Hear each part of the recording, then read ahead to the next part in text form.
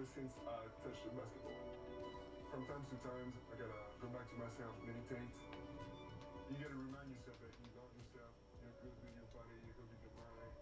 You gotta realize how. Testing 1 2, testing 1 2. What's going on, Darth Gillis? Already in the house, already stopped by. Appreciate you stopping by and hitting that like button. The NBA draft today. Bunch of kids, bunch of young men will see their hard work come to fruition and will be picked to play in the NBA. Everybody right now, we're expecting Victor Wembanyama, I think that's how he says his last name, to get this first round pick. That looks so good. Victor, the first thing when people see you. Hang on. Oh, the San Antonio Spurs are on the clock, so they have less than 5 minutes to make their pick. If the coach saw you outside of the paint, they would yank you out of the game. I had the chance to have really open-minded coaches throughout my life. Staying true to myself is really what pushed me to keep playing the way I play and not letting anyone put me in a box, you know. Where does that come from? I mean, here you are, 19 years old, and you seem like you have a, and I mean this with respect, an old soul. Yeah. That you're very thoughtful, intentional. And everybody knows after this pick right here, then the Hornets are up. And this is probably the most intriguing pick of the night. I just feel it's really myself. I feel it in my soul. I've always wanted to create a comic someday. I'm gonna do it someday. Your athletic trainers, the way they get you prepped. You take off your shoes. Yeah. Probably the most intriguing pick of the night is the second pick, and that is the Charlotte Hornets pick.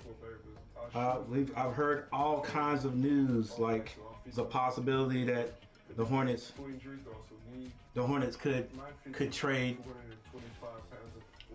and we've done that. In fact, we did it last year. You know, we were all thinking we need a center. We need a big in the middle that's going to do some damage. And then we've got, I can't remember. You know what? I don't have to remember. I have it all pulled up. So we had a chance to get, what was the kid's name? We had the 13th pick. Yeah, Jalen Duren. All right. So last year we had a chance to get Jalen Duren. Actually, not only had a chance, we picked him, if I'm not mistaken, and then immediately dealt him away. What's up, James Hayes? What's going on? We immediately dealt him away, got rid of him, and we get rid of him to move. We traded or something. I don't know if we moved up or got another pick or something like that. The third pick belongs to the Portland Trailblazers. But even after that, we were able to get Williams as a big, you know, and I was like, okay, cool, that's cool. But I wouldn't, but I didn't think that at our next pick, which I can't quite remember. Look, Coach, what are you talking about? You don't have to remember. Just go over here. Just check it out right here. So we were at 13. We got the pick at 13, and then when we got to 15. No. Yeah. When we got to 15, Mark Williams was still out there. So I don't know exactly what the deal was there, but we had Duren.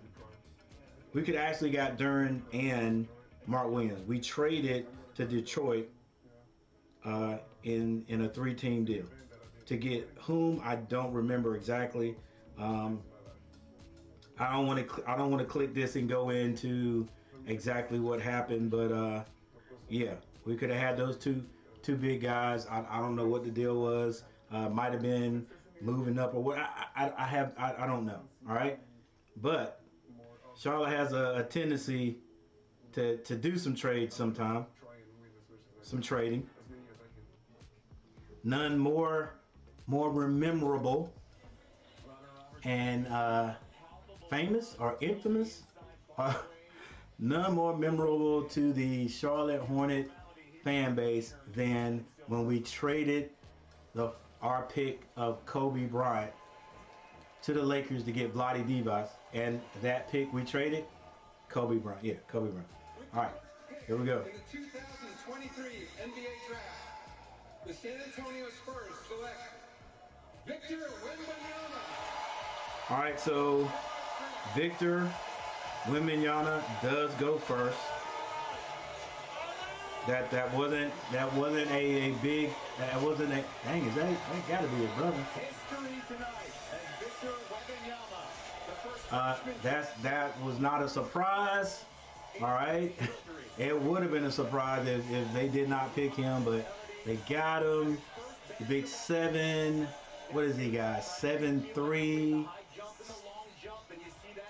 7'3", center, forward, whatever he's called, but can get outside and he can maneuver and handle the ball.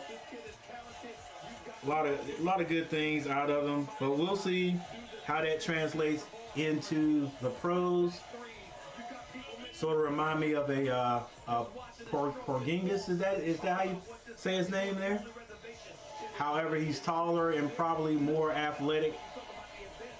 And by the way, if I'm saying his name right, Porzingis, or somebody correct me, if anybody ever comes in, somebody correct me, but he is probably going to be he's a little taller and probably going to be more athletic than Porzingis.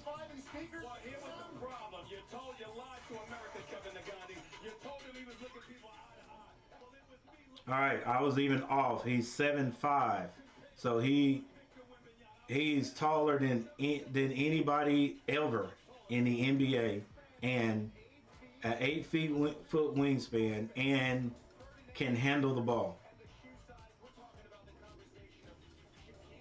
All right, so it'll be interesting to see him. Somebody said something very interesting about this young man. I think it was Stephen A. Smith, and he said that he's going to be playing in San Antonio.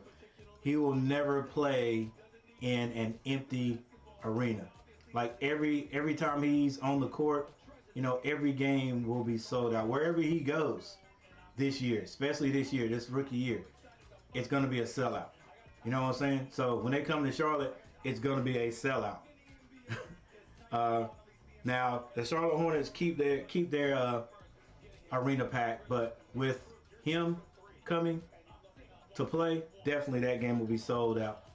Won't be getting tickets to that one. Victor Wembanyama, and the new era begins in San Antonio. Standing by, of course, with all the picks tonight here on ABC and ESPN is Monica McNair. All right, so we're going to move on.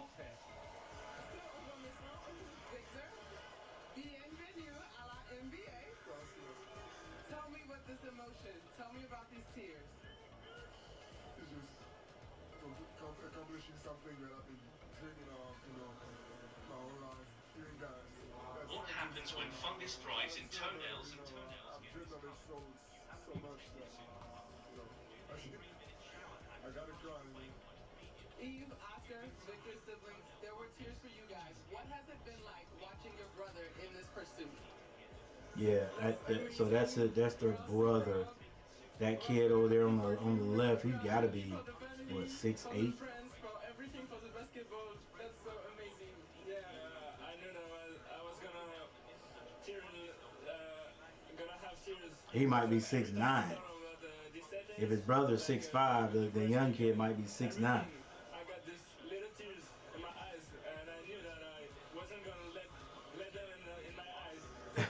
Because 6'9", 6'9", that would be, and his brother's 6'5". His brother is like, that's 8 inches taller. So he was towering over him. So, but the sister's got to be tall too. How do you begin to leave your mark on this league?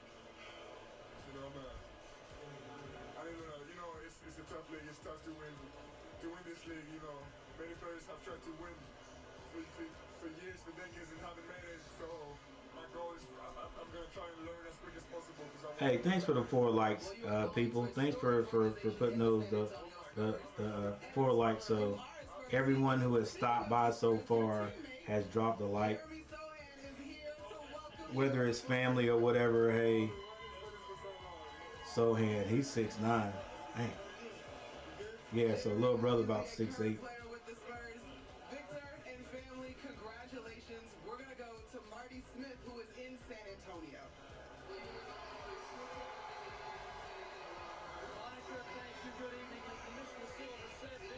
All right, all kinds of fanfare for Victor Wembanyama, San Antonio Spurs, feeling jubilation.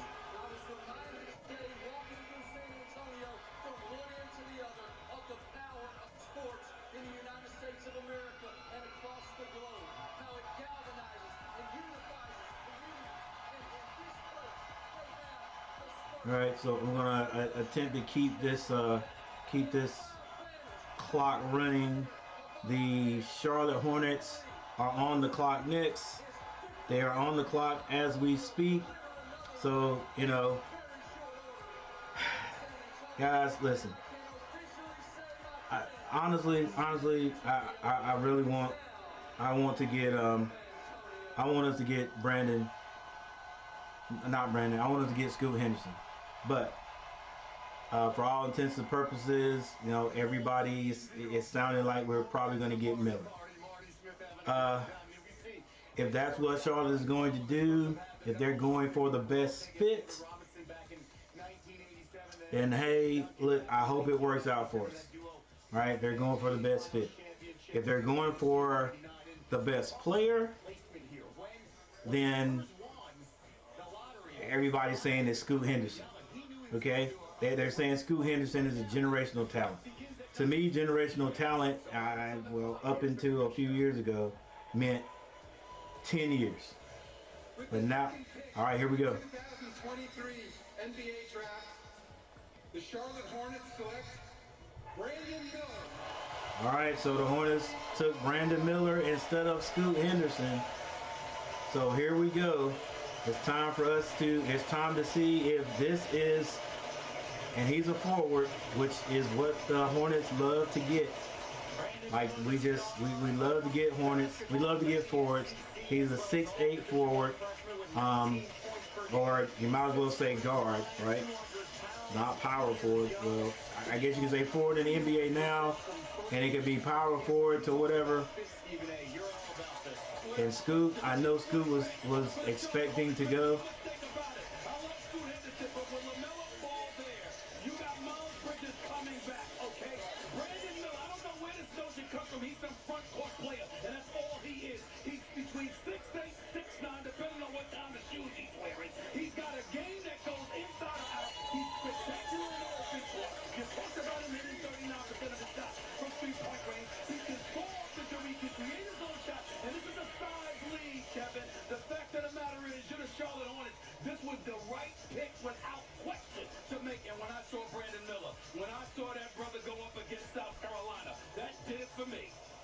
All right, so Stephen A. Smith is very high on him.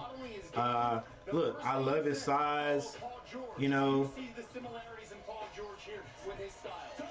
But to me, it's like if you think there's a generational talent out there, you know, somebody that's going to change a franchise, then don't you go for him? I don't know.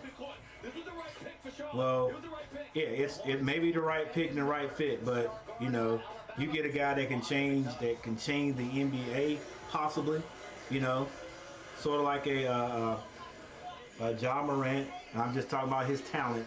Then, I mean, which even though he's shorter, a lot shorter than this gentleman is right here, Brandon Miller,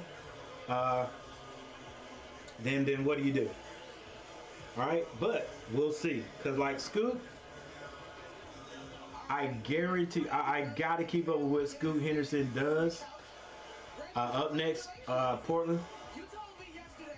But I got to keep up with what Scoot Henderson does now, because you guys, you got to believe this. He plays with a chip on his shoulder. You know, he reminds me of somebody who's maybe being a little short, and 6'2" is not short to me. And having to go up against guys that are 6'4", 6'5", to me that is not a big problem. Like how many point guards, you know, will he be going up against that are 6'6" and taller? Not a lot, not a lot. But anyway,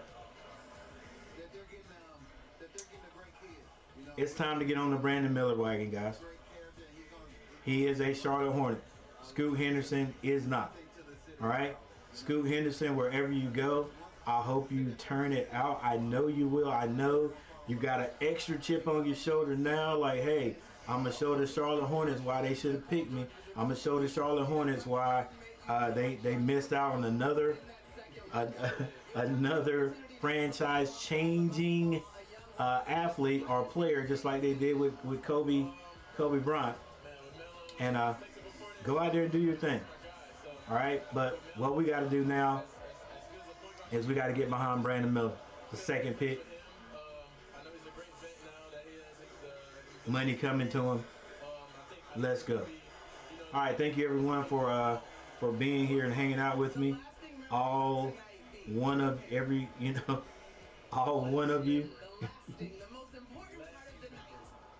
But do me a favor and hit that like button as you come in.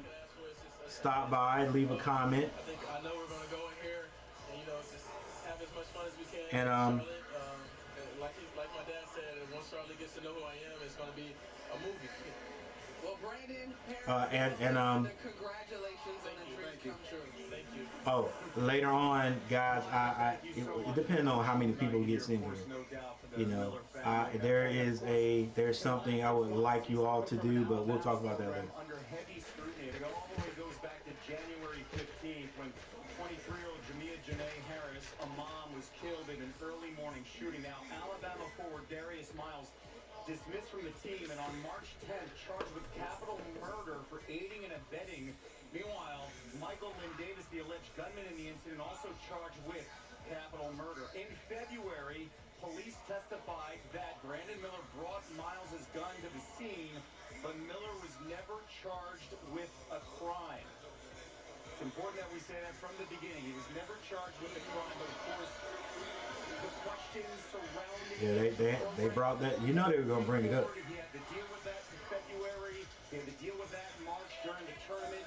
When we talk about talent, though, it stands out. Without question. And here's the thing, Kevin. There's no doubt that he exercised poor judgment. But it is important to remind the audience. He committed no crime. Law enforcement officials have said that repeatedly. I watched this kid go to South Carolina and perform with people literally chanting, lock him up, and he dropped 41. That level of adversity to perform under those conditions resonates with NBA teams. Let's just hope. Third pick is in. Hey, The Blazers. Here's the commissioner. I don't know. But anyway, here we go. 2023 NBA Draft. The Portland Trail Blazers select Scoot Henderson from Marietta, Georgia. Scoot Henderson goes number 3.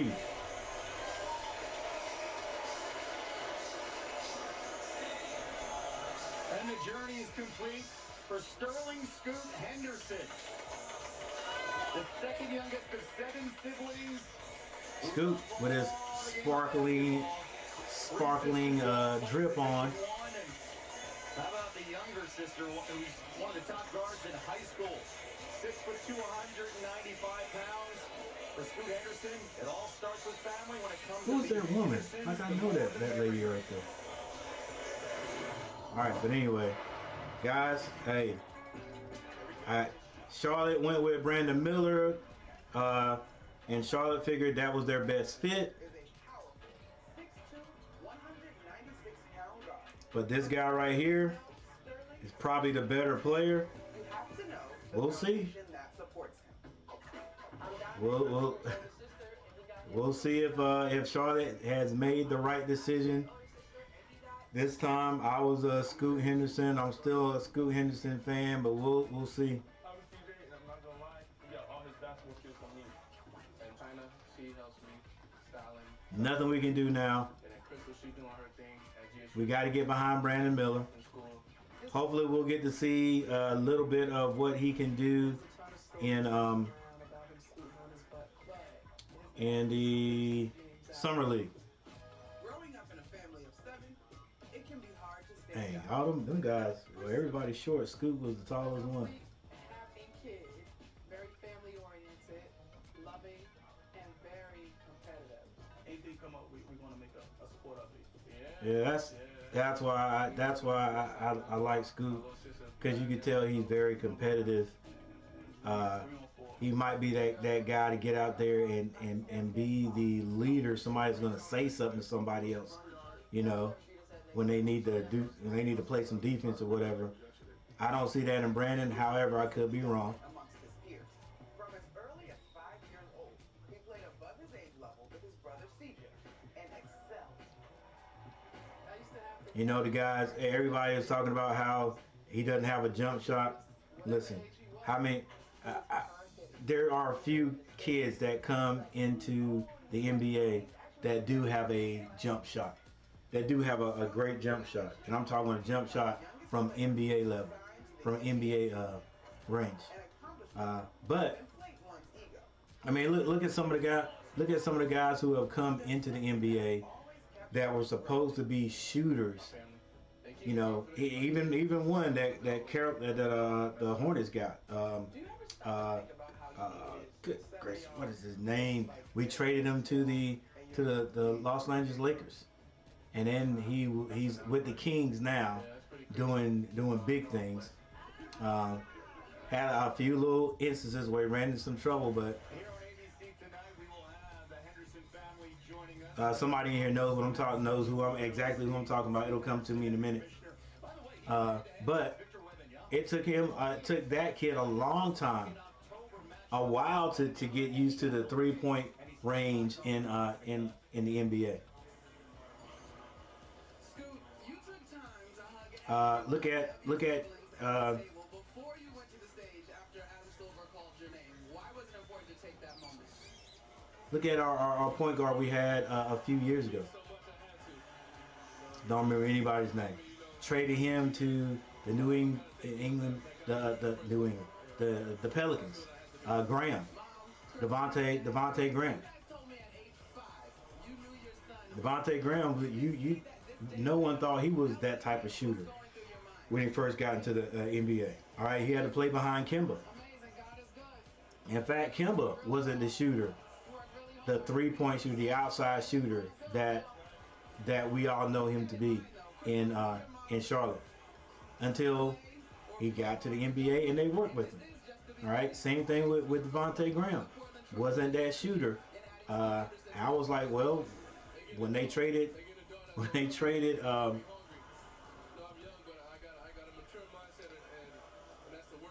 my man, I was like, hey, we're gonna miss that shooting. And then Devontae came out when we traded Kemba, and Devontae came out. That was the second year, and like he surprised me to the point where I was like, I thought it was like just it wasn't true. I didn't believe what my eyes were showing me, what I saw. You know what I'm saying? I was like, well, it's fool's gold. It's fool's gold. Something's gonna happen eventually. He's gonna stop making those outside shots, and he didn't. You know, he was one of the better 3-point shooters in the NBA his last 2 years in Charlotte, if I'm not mistaken. Well, yeah, until they picked LaMelo, and then he wasn't getting a lot of playing time, that much playing time, so his percentages did go down before we traded him. But I'm saying all that to say this: Scoot Henderson doesn't have to be the greatest outside shooter right now. He's a playmaker. He can get to the basket. He can make his that nice move right there. He can make his way to the basket and score. All right, and then you got this is your job now. All he has to do now is work on that outside shot. But stop crying over spilled milk, coach. Move on. I gotta move on, ladies and gentlemen. Scoot Henderson right now is a Portland Trailblazer, and the Charlotte Hornets have chosen Brandon Miller, the 6'8", 200-pound forward. So let's see what he can do. Let's all,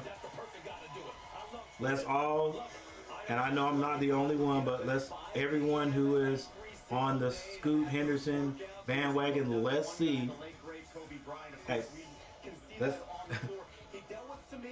get with our new pick, get behind him, and see what he can do here for the Charlotte Hornets, and hopefully we get to see him play in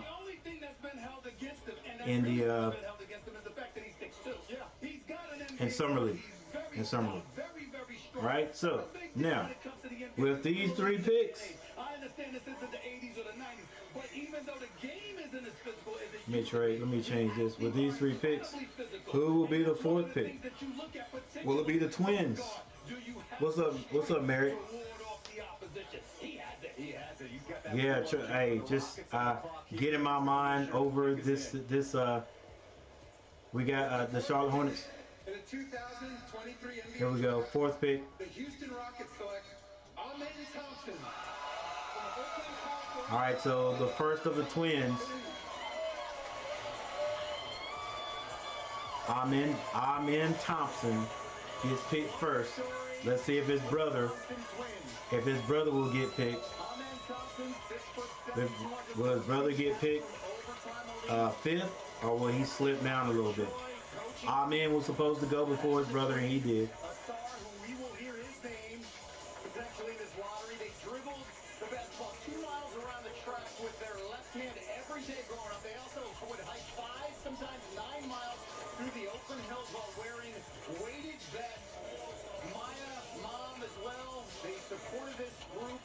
Understanding the big goal, their vision board, 9-year-olds and 10-year-olds to make it to the NBA. We are seeing that dream. Yeah, here's the thing that a lot of kids, you know, even especially the kids that I coach and their parents, they don't know what it takes to create a NBA player. They don't know how much work. They don't know how much work it takes. And these kids, they put in what they think is work, and it's nothing. You know, you ask them, hey, when's the last time you picked up the ball? Oh, I go out every day and I shoot. Nah, you don't. You don't really shoot. Yeah, you might go get the ball and shoot a couple of times, but that's it. That's not working. That's not really wanting to go to the NBA. And you can't fault them because the kids really don't know. Unless you think of all the kids that really that made it, you gotta have some guidance. You gotta have a parent that's looking and thinking that way. You know, a parent says, you know what, I'm gonna do all I can do to give this kid or these kids an opportunity to get there. And so they put them in camps. They give them special training. They train them like these guys right here. They're talking about how they would have to get up and dribble the ball around the track with their left hand every morning. See, there's nobody in my area right now that's doing that for their kids. I got a grandkid, and it's not my choice. It's not my responsibility to do that. And I'm not saying you turn everybody into an NBA player, but you know, that's an opportunity. That to me, that's another option. Just like football, it's another option, you know. And if you want to give your kids that option, then you got to show them what they got to do to get there. And then I guess it depends on what kind of parent maybe your parent doesn't know. Maybe your parent doesn't know that, hey, just your kid picking up a basketball and going out and shooting at the basket 10 times, 15 times, that doesn't equate into that kid being top basketball player at his school, top in high school, then going to college. It doesn't. It doesn't. You got to put more work into it like that. I mean, you really got to put the work in. So, I say that to say this. We're trying to make opportunities for our kids around here. You know, like today we had a workout. And I guarantee you, and well, I don't guarantee you, we had a workout. A school with over 500 kids, or close to 500 kids, let's say, and this was the boys' workout. It doesn't matter, boys or girls, because I'm coaching the boys and helping coach the boys and the girls. Well, you offer it, and you get like 4 girls to show up. Today, this week, we've had about 9 guys to show up to start working on their skills. But next school season, next basketball season, when it's time for basketball tryouts, there'll be 50 guys. There'll be 50 guys out for basketball. 50 guys. And out of those 50 guys, maybe 25 of them I can beg to come out and play football. It's a different time. It's different time, guys. You know what I'm saying? But yeah, they just don't work. You know, they come out for basketball, and some of them can't dribble. They don't even understand what it takes to even make the team, and so then they wonder why they didn't make it. Not only them, but their parents. They're wondering why that my kid didn't make the team.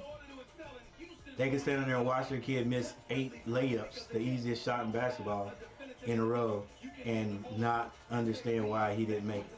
They can watch their kid step over the line when shooting a free throw because he don't know he can't step over the line, and then wonder why he didn't make the team. Or watch him throw a lucky shot up, just throw a shot up, it goes in, and not wonder why, and then wonder why he didn't make the team. All right, let me get off my soapbox. I should say his final year of high school as well as college, and we could see back-to-back brothers right now. The Pistons on the clock, the pick is in. Here's the commissioner. With the 5th pick in the 2023 He ain't going. draft, the Detroit Pistons select Asar Thompson. Oh, brothers go back to back. That's got to be the first time in NBA history, and they probably just said that.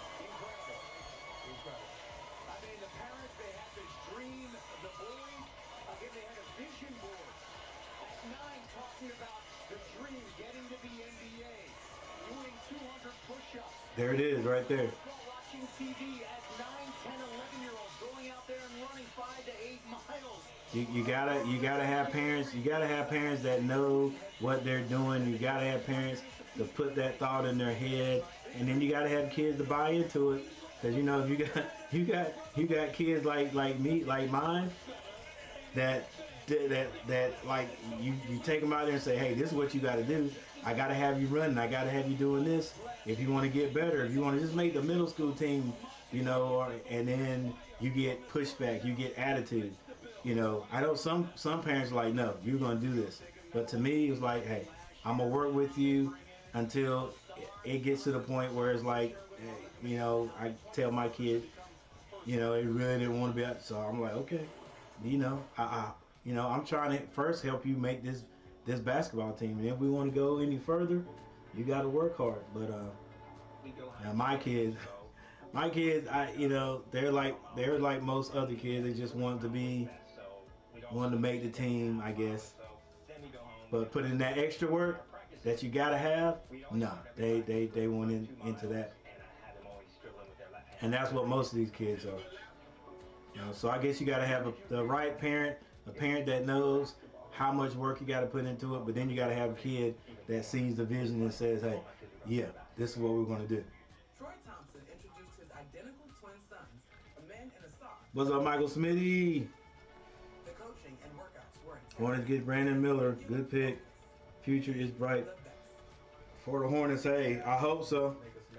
I hope so. Just so I can Listen, tell myself like what I want. he's first or third pick. You know, he was either gonna go second or third. You know, so if you get a guy in that area, he should be decent, right? He should be decent. So we're hoping so. I guess the Hornets, Michael Smitty, I guess the Hornets went with the best fit. I'm not sure that he's the best.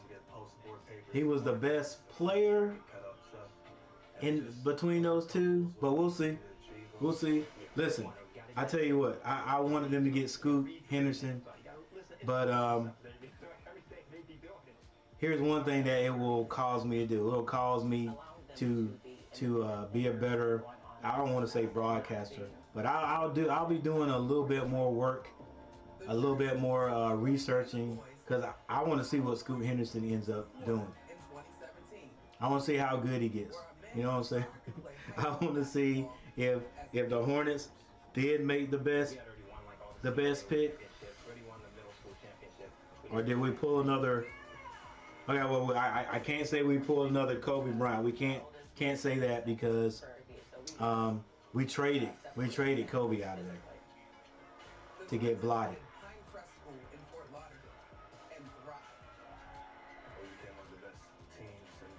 All right, so the Twins get picked. That was kind of crazy. We were down by like 8 with 40 seconds in overtime. Then it was a tie game, and then we went to double overtime, and we won the state championship. Amen Thompson goes fourth. Asur is his name? Asur Thompson goes number 5. Hey, that's cool. That is cool. All right, so that's the top 5 right there. You know, hey, that's a decent paycheck.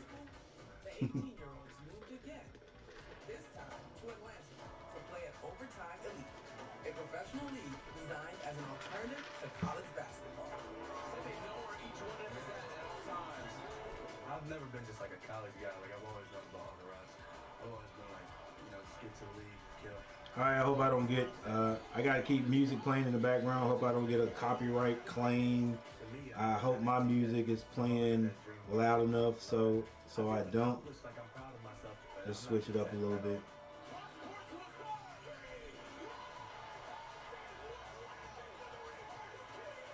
They kept true to what the goal was. You have to make changes along the way, but they just because of the fact that they've been History tonight. First pair of brothers taken in the top 5 of the same NBA draft. It's the Thompson twins. Men going to Houston.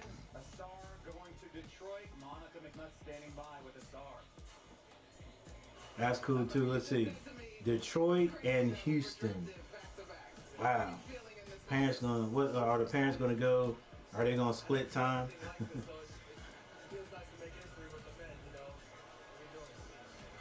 though, Houston and now you're headed to Detroit. A team that is looking to build culture to start getting wins. Yeah, Detroit got a lot of players. How excited are you about the opportunity? I still give them a couple of years. Hornets, we got to start doing something like immediately, bro. We what is it? 2 years we've been working on this. 3 years we've been working on trying to improve. So we gotta make some changes. We gotta do something different this time. This year we gotta make some moves this year. Wembanyama. Wembanyama.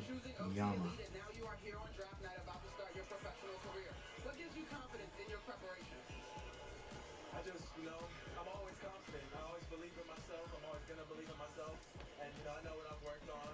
So that's where confidence comes from. Mom, Maya, I think we gotta find the vision board at the house in California and just take it all in. It is still on the wall. To see that they really took that as 9-year-olds and made it become a reality. words to really express how I'm feeling. Like Asar said, to see them back to back, that blows my mind. The world is just opening up to them. The world is, there's no limit. So I'm just very excited about what's in store. Congratulations to the Thompson twins and to their parents. Back to back. Splitting the teams, what's gonna happen? I won't be doing it right down the middle. Split it right down the middle. Okay, I'll let him do that. Mom Crystal, Big Brother Troy, Asar Thompson, congratulations, guys. Thank you so much. Monica, thank you. All right, ladies and gentlemen, if you're just joining, just stopping through, first pick of the NBA draft, of course, to the San Antonio Spurs went the Frenchman, Victor Wembanyama. All right. Second pick, my team, the Charlotte Hornets. We ended up picking Brandon Miller, number 2 from Alabama. Strong forward. When you got two kids that want to play the game. Third pick. And the effort and the discipline and Third pick went to Portland. They got Scoot Henderson, U.S. He was playing with the Ignite. All right, with the Ignite. So Scoot Henderson. We didn't know whether Charles was going to get Brandon Miller or Scoot Henderson. Scoot Henderson was projected to go second there for a long time, but Charlotte decided to go with Brandon Miller. So we'll see how it turns out for us. Brandon Miller goes number 2, Scoot Henderson number 3. 4 and 5, and I say 4 and 5 like that, ladies and gentlemen, because the Thompson twins were picked from Overtime Elite. They played with the Overtime Elite. Those two guys went 4th and 5th. Amen went first to Houston, and then Asur went to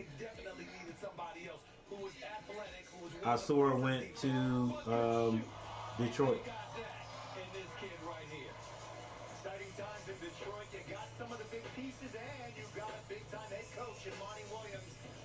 All right, I don't know.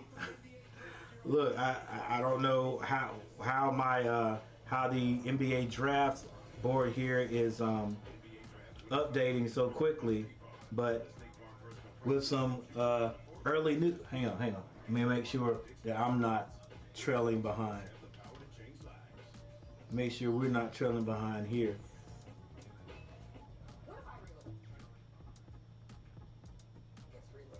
All right, so as you can, if you're looking at my board right here, as you can see, with the number 6 pick, the Magic choose Anthony Black. I wonder if he's kin to Jimmy Black. Anthony Black from Arkansas, shooting guard, and then we have the 7th pick. What's that? Bilal Koulibaly from France. Koulibaly.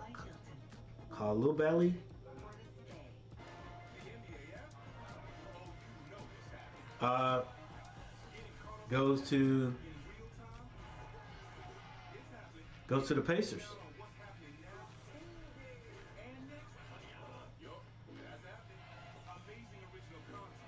Let me clean these spectacles off. Bilal Koulibaly. Bilal Koulibaly.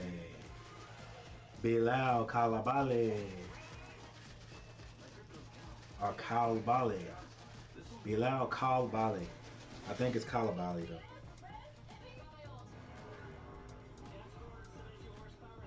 Koulibaly. All right, so I have got the 6th and the 7th pick already shown right here, and they're trailing behind there on the actual broadcast.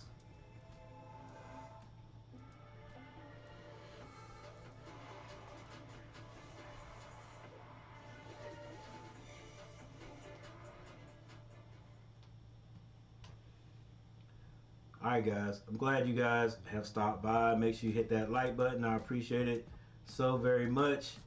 And got a couple of things.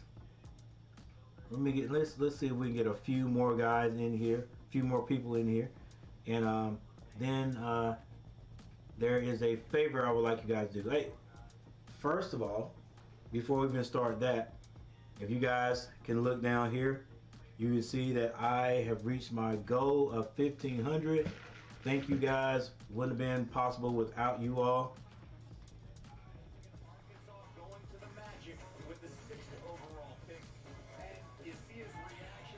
All right, so they're moving things along. The Orlando Magic picked Anthony Black. Now let's see if we get this name right. Did I get this name right for the 7th pick? Bilal Coulibaly. My parents both went to Baylor, and dad played basketball there, and my mom played soccer there. I wasn't really drawn to it just because my dad went there. It wasn't really no pressure from them. I've been growing my hair since this look. My freshman year in high school, so I trim it every once in a while. Like, it's natural. I always played little league football. I look like my grandson right there. I was starting to get recruited by like Power 5 schools and stuff. That was when I really figured out I was solid at football. And after that, I kind of just said, I want to focus on basketball because I love basketball. I didn't really love football as much. I think it made me a lot tougher. Anthony, your hat fits over your beautiful full hair. What are you thinking in this moment? I'm just super excited. I'm here sharing the moment with my mom and my brother. So I'm super happy we're out here sharing the moment, and I'm super excited. Yeah. Your mom, Jennifer, your brother, Beckham. Mom, you've watched the amount of time that your son has poured into his craft to get to this moment. As you send him off to start his professional journey, what are the Orlando Magic getting in him? They're getting a great human. Best available, C. Wheatmore. And this is Washington on the clock. And Jay Walker from Houston. Whitmore is from Villanova.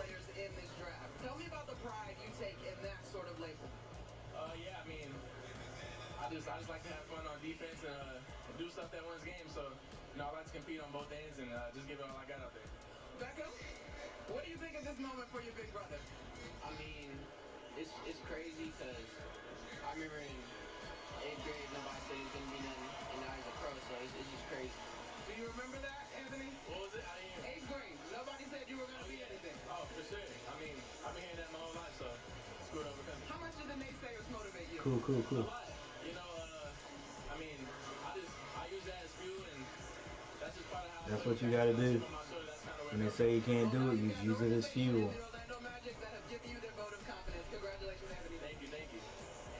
They say you can't use it, turn it into gas. Back here with you. He's a switchable guy, plays the perimeter really well, 6'7". It looks like the Magic are lining things up. Banchero is a fantastic pick. Let's get a couple of things out of the way. When you have a hairdo like 6'7", 210. that's number one. Woo. Out of the way first. Run by. When you look at the Orlando Magic, their front court is nice. Banchero, you got Wendell Carter Jr., okay? You look at those two. Yeah, the Magic looking decent. They weren't bad this year. You got your front court set, all under the age of 25. Their problem is with their guard play. They're looking for a decision. And a young kid, he looks like he has fun playing. Questions about his speed. 3 people in the chat. What's going on, everybody? Make sure you hit that like button. Let's go. Let's go. To play that point guard position. And because of that, you need an elite decision maker on the court to feed. All right, as you can see right here, Washington going to get Jarris Walker from Houston, power forward. So Brandon Miller, I think that was that stand for, shooting forward. He's too big to be called a guard, shooting guard. Not a strong forward. There's a power forward down there. That's what Jarris Walker is.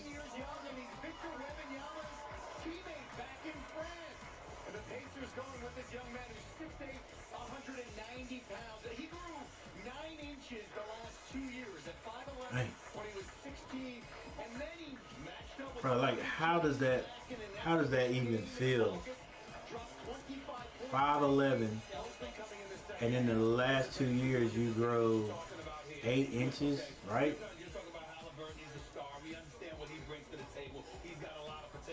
Wow. Okay, you got that going on. Benedict Mather, you know, they've got some person. 9 inches actually.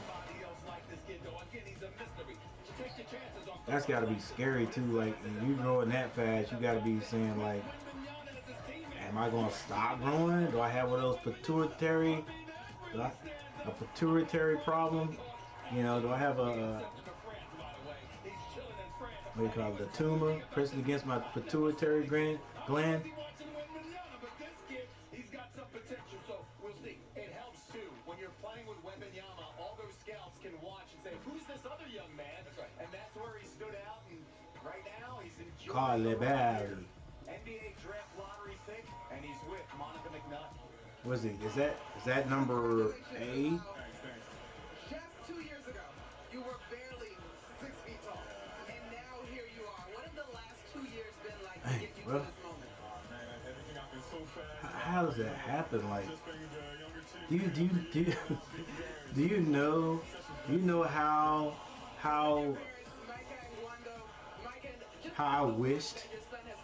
I wished that was gonna happen to me when I was in high school? I'm just happy for him because he worked a lot, and we are really very proud of him. There's been so much excitement. I mean, really. French basketball players, international basketball players as well, but in France in particular. When I was a sophomore, I was like 5'4". A sophomore, 5'4", and only grew barely 2 inches after that. I'll say the work, you got work every day, being in the gym, just my game. So I think you're great like that. Working. So if I look, I would have been ecstatic to grow 5 more inches.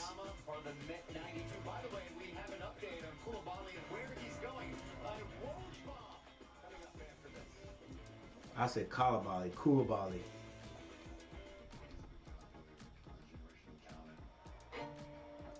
Generational talent, you know, I'm about tired of saying that, so everybody's saying that, generational talent. I don't know what am I gonna say? A franchise, not just franchise, the NBA changing talent, an NBA altering talent.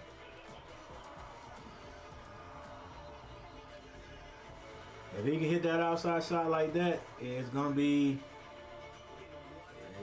hard to deal with him. He's too big. He's too tall. Just what would he have been like in Charlotte? To be that big, to be that tall. Like who's gonna? Okay, first of all, he's got a shot that's unblockable.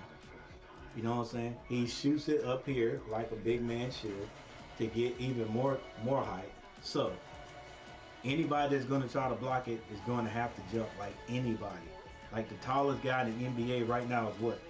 7 foot? There's some 7-footers. 7-footers. He's got 5 more inches on those guys. Just, I'm not talking even wingspan, just from head to head. 5 more inches of height. Then he gets his hand up like this. You know what I'm saying? So he's gonna look. He's definitely gonna look like a freak of nature. Like when he plays against Jokic, he plays against the Joker. He's gonna be taller than the Joker, and Joker's gonna have to probably guard him.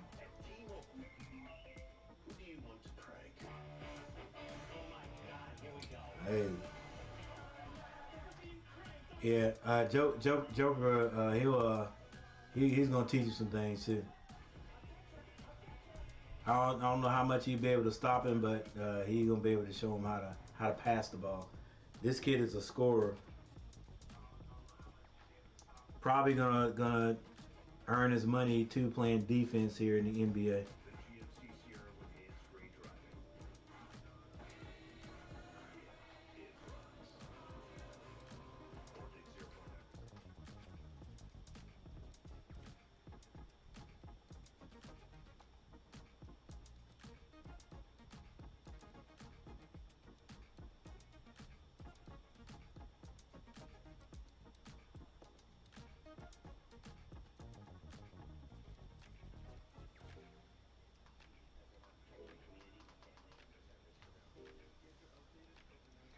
All right, guys. Doesn't look like. Well, I'm definitely not gonna get as many views as I got last year. Shoot, we got 1,000 views last year. That's not gonna happen tonight. But I'm still gonna wait till I have like a little overflow of people in here, and then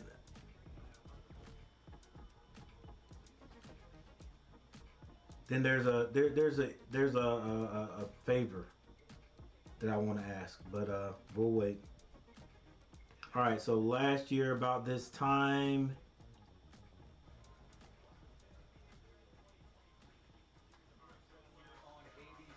there was Banchero goes first, Chet Holmgren second, Jabari Smith goes third, Keegan Murray fourth, Jaden Ivey fifth, sixth pick, Benedict Mathurin. He was nice. He was nice. I wonder. I can't remember what he did by the end of the year with the Pacers,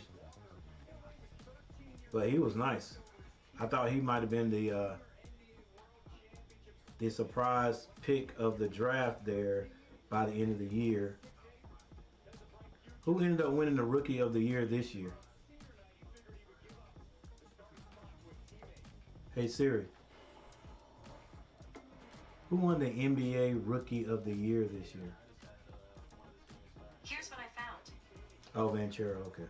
Makes sense. Makes sense. Should have known that.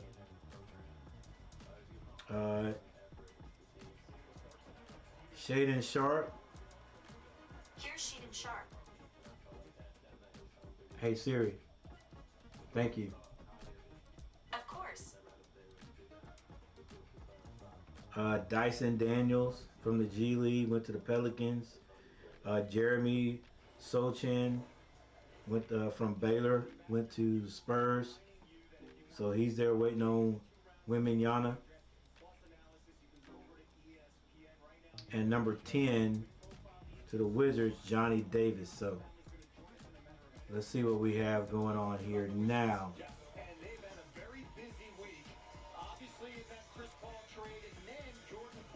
Oh, by the way, Chris Paul has been traded from the Washington Wizards to the oh my gosh, to the oh, I'm having a dumb attack today, guys. He's going to Steph Curry's team.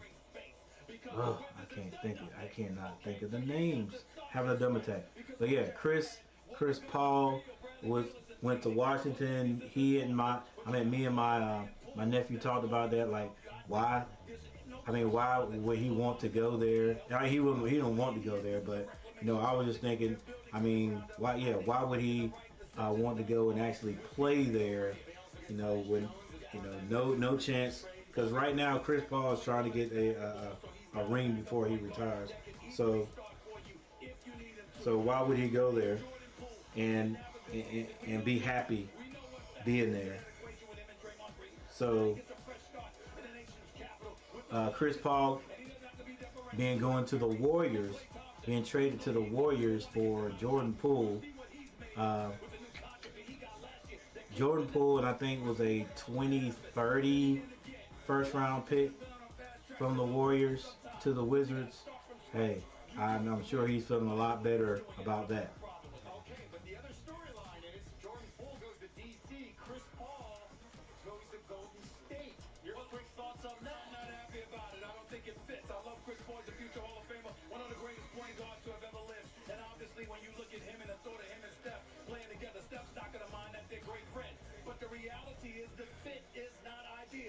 unless you're gonna go out there and get a big and Oh, which we haven't seen go. they not gonna play. They're not gonna play Chris Paul and Stephen Curry at the same time. Chris Paul is 38.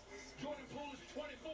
And I'm looking at it from that standpoint. You want to clear that away. You want to sit up there and send Poole away because you can't coexist. He can't coexist with Draymond Green. That's understandable. But to bring in a 38-year-old point guard with a history of hamstring injuries and your organization, your style of play is pushing that ball up the court. I don't know how that fits, how that works. I hope it They're gonna change up this. They're gonna change up the change. It's gonna be a change of pace when Chris Paul comes in there. That's all it is. That's all it is. They're not gonna put Chris Paul out there with the Splash Brothers. I mean, it could happen. It could happen. He could put them out there, but it's not. No. Chris Paul's gonna come off the bench. That's all that is. He's gonna come off the bench like Kyle Lowry does. Especially when you talk about changing the game on the defensive side, that's Taylor Hendricks. Taylor Hendricks goes to the Utah Jazz. I don't like that. I don't like that at all. What's up with that?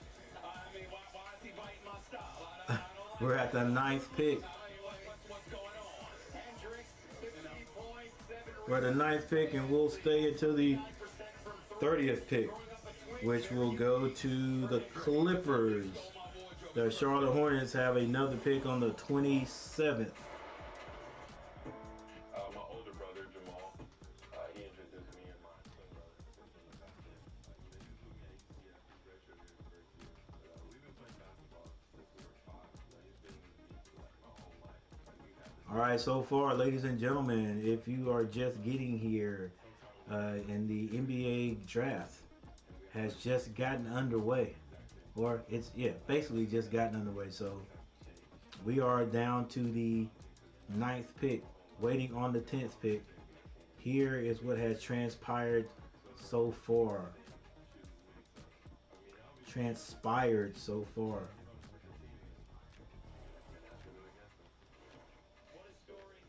Of course, San Antonio gets Victor Wembanyama.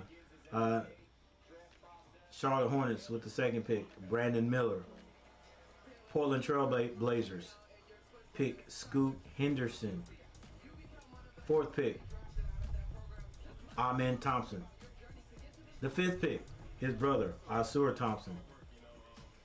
The 6th pick, Anthony Black.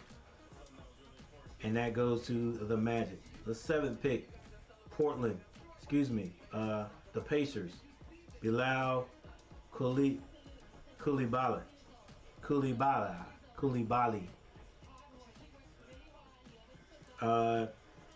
With the number 8 pick, Jarris Walker.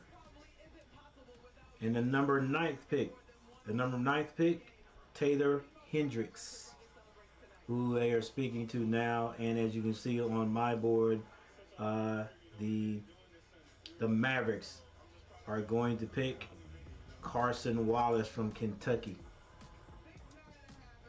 Hey, there have been no trades. No trades so far. There have been no trades so far. Usually, a lot of times when this happens, it's immediate. It happens immediately. Somebody decides they want to trade someone, they pick them, just like the Hornets did, and they trade them away that same night. So, evidently, none of this, no talking has been going on between the teams. Here's Brandon Miller, the pick for the Hornets.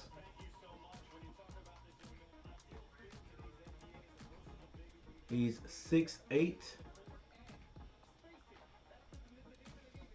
MVP honors in the SEC tournament put Miller firmly in the mix for number 2 as he led Alabama's high-powered offense and showed significant potential as a big playmaking wing with outstanding passing and shot making. We'll see what that pass making looks like when he gets to the NBA.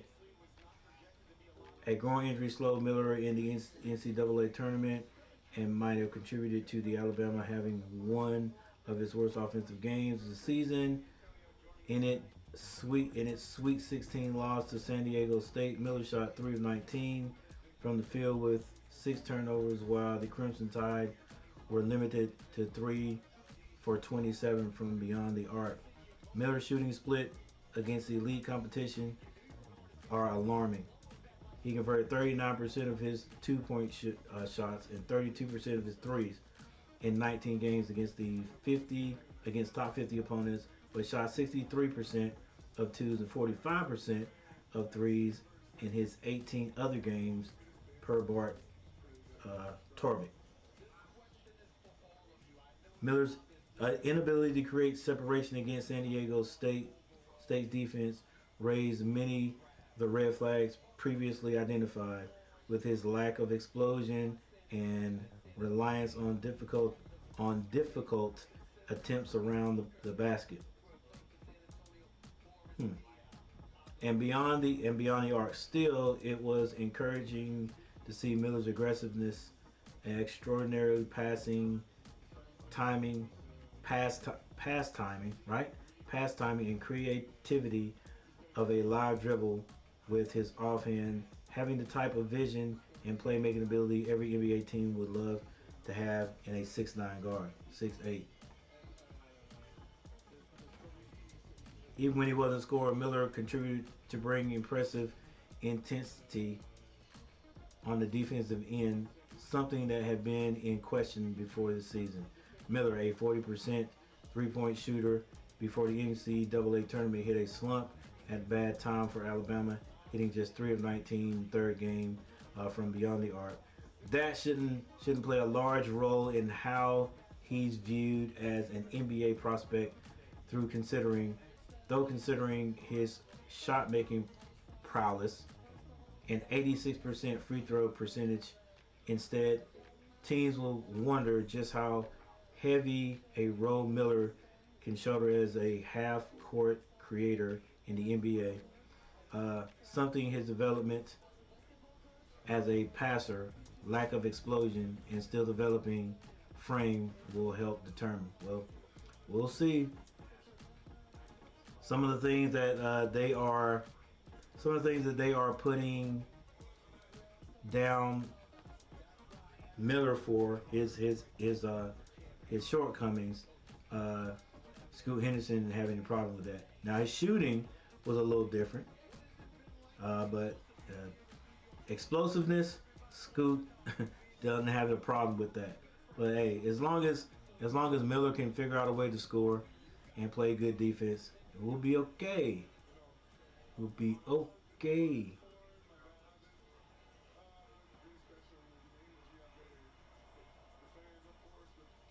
I gotta look at what Scoot's done.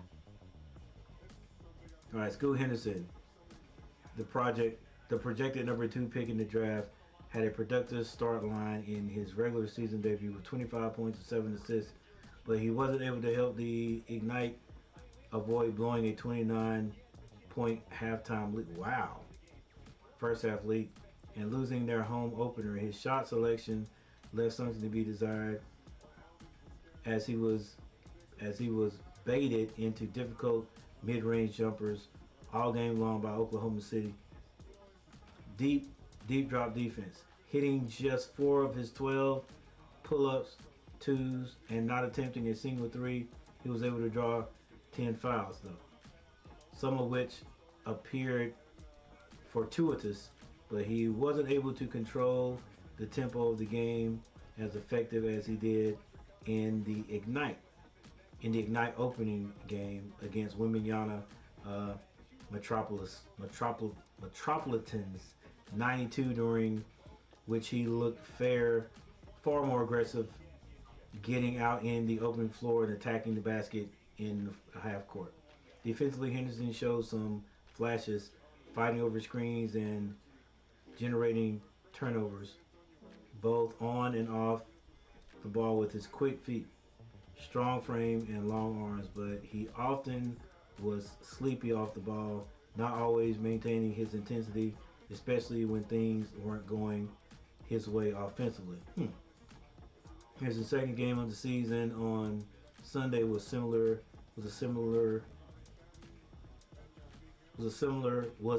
similarly a mixed bag as he needed 28 shots to score 25 and made some critical mistakes down the stretch that played a role in his team's coughing up a late lead and losing 120-119, 112-119 heartbreaker to Salt Lake City.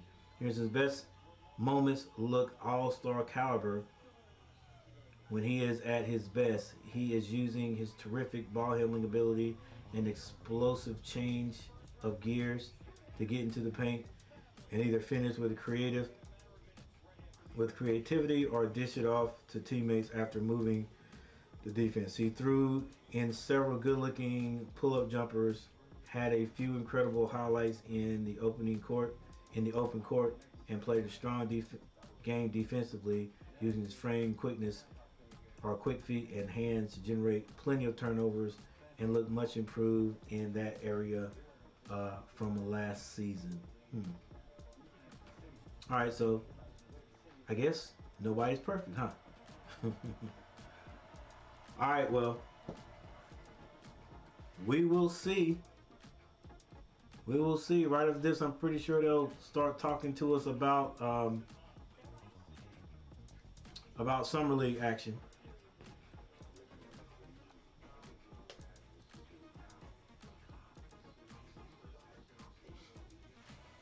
All right, do we have any more picks? As I was looking over the two kids. So the Magic, back on the clock, have picked Jet Howard from Michigan, shooting guard. So it looks like the Magic, I guess they're set for bigs, right? Because they've picked two shooting guards, Anthony Black and Jet Howard.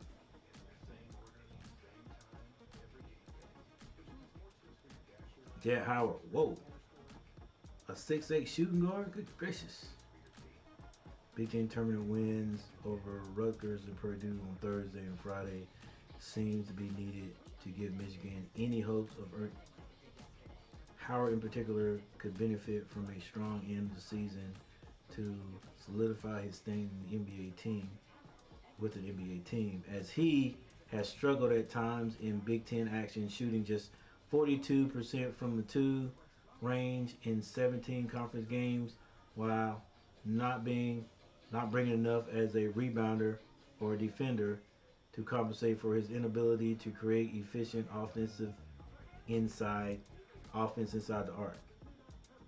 Shooting just 42% from two, just 42%.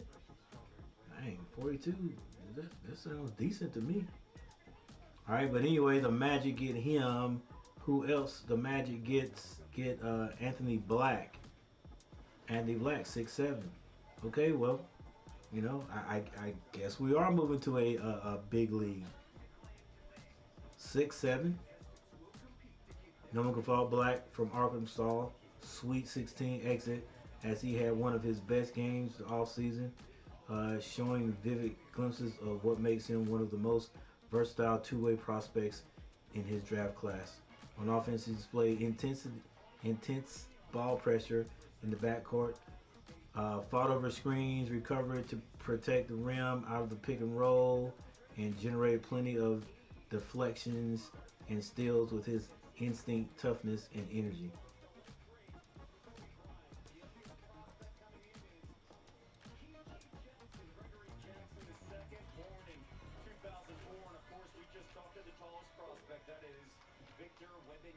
Victor Wembanyama, 7'5".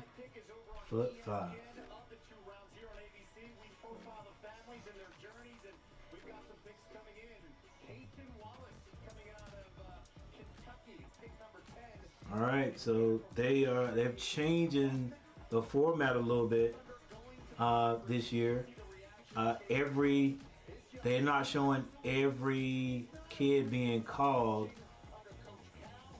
by the commissioner, not on television anyway. I don't really like it.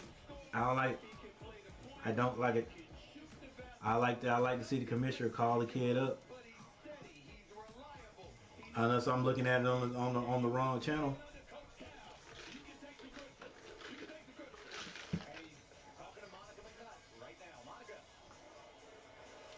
Let's see. See if I can find another. Let's see what channel that was on first of all.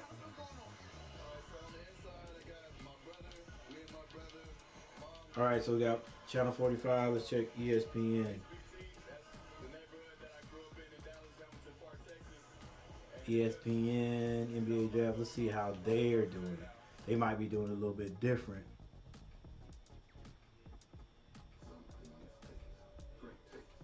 Man, look at. I'm gonna look at it on ESPN for a little bit. Same order, same time, every game day. Which means more chips for your dasher, business for your corner store, and just maybe a superstitious boost for your team. Support your neighborhood and your team with every DoorDash order. Major League Baseball is coming to London. I must alert the ground. Do it properly. What's up, everybody? Thanks for stopping by. Make sure you hit that like button as you stop by. I appreciate it so very much. I think I got 4 likes so far.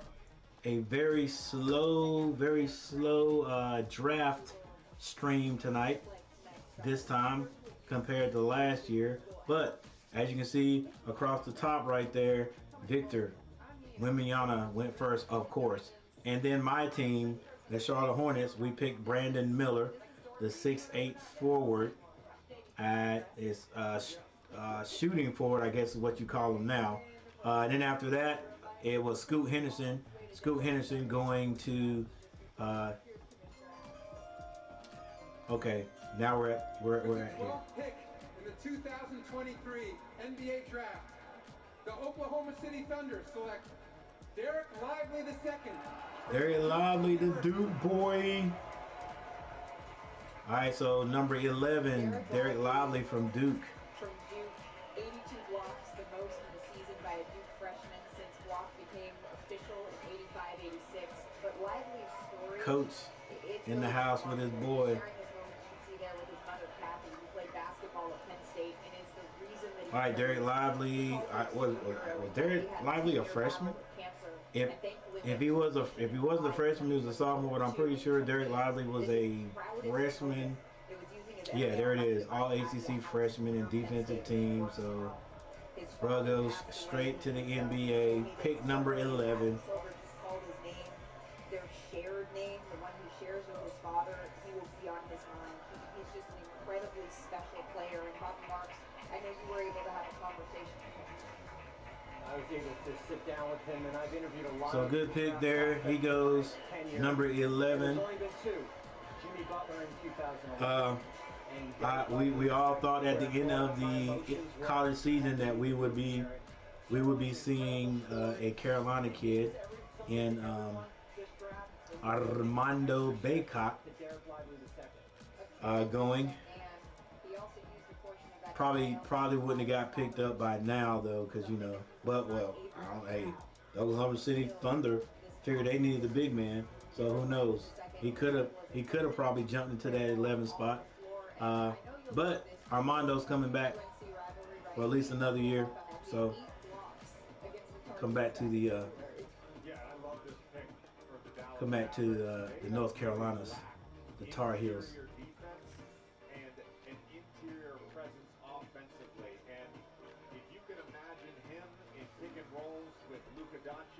Potentially with Kyrie Irving as well. And let's also acknowledge a savvy move, because this pick Hold up. Was that? I thought it was the Magic. Oh, okay. I'm behind a little bit. Just behind a little bit.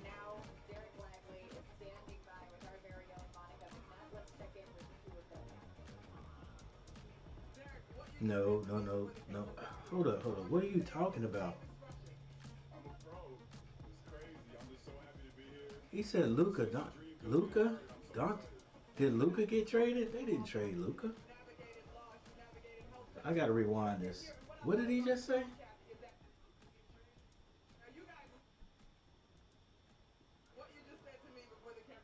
Oklahoma City Thunder.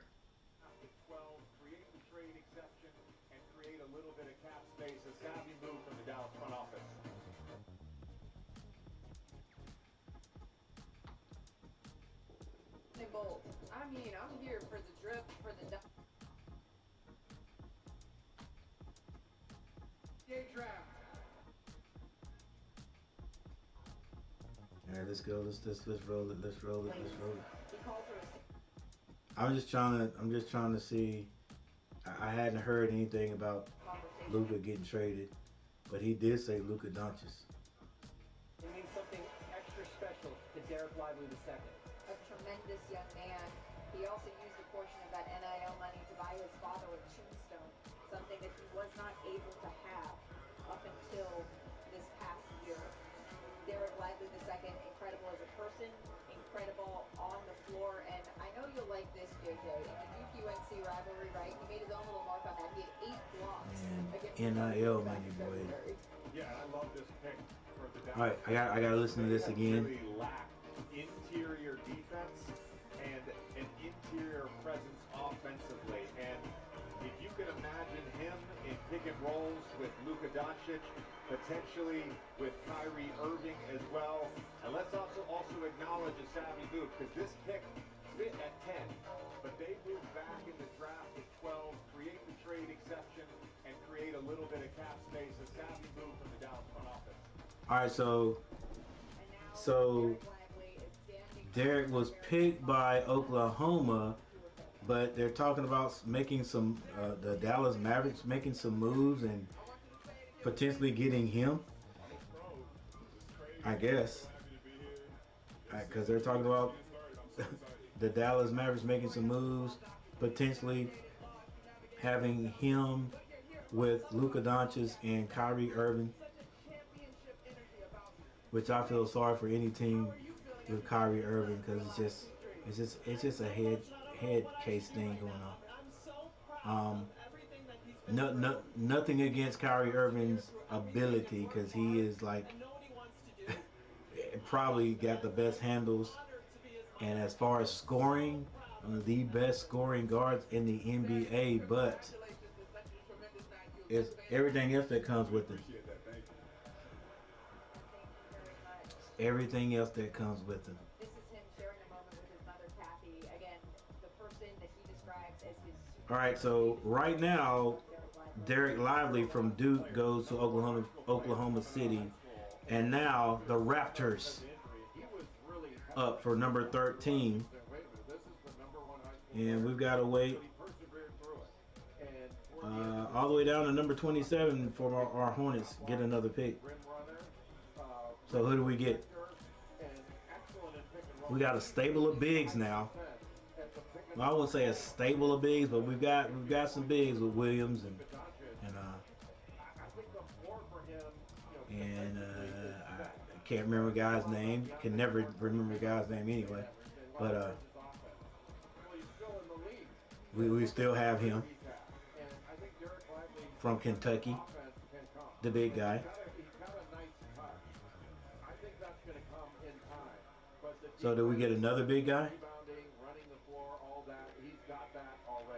he had a terrific pro day. I mean, knocks down multiple. We'll probably the Charlotte Hornets. They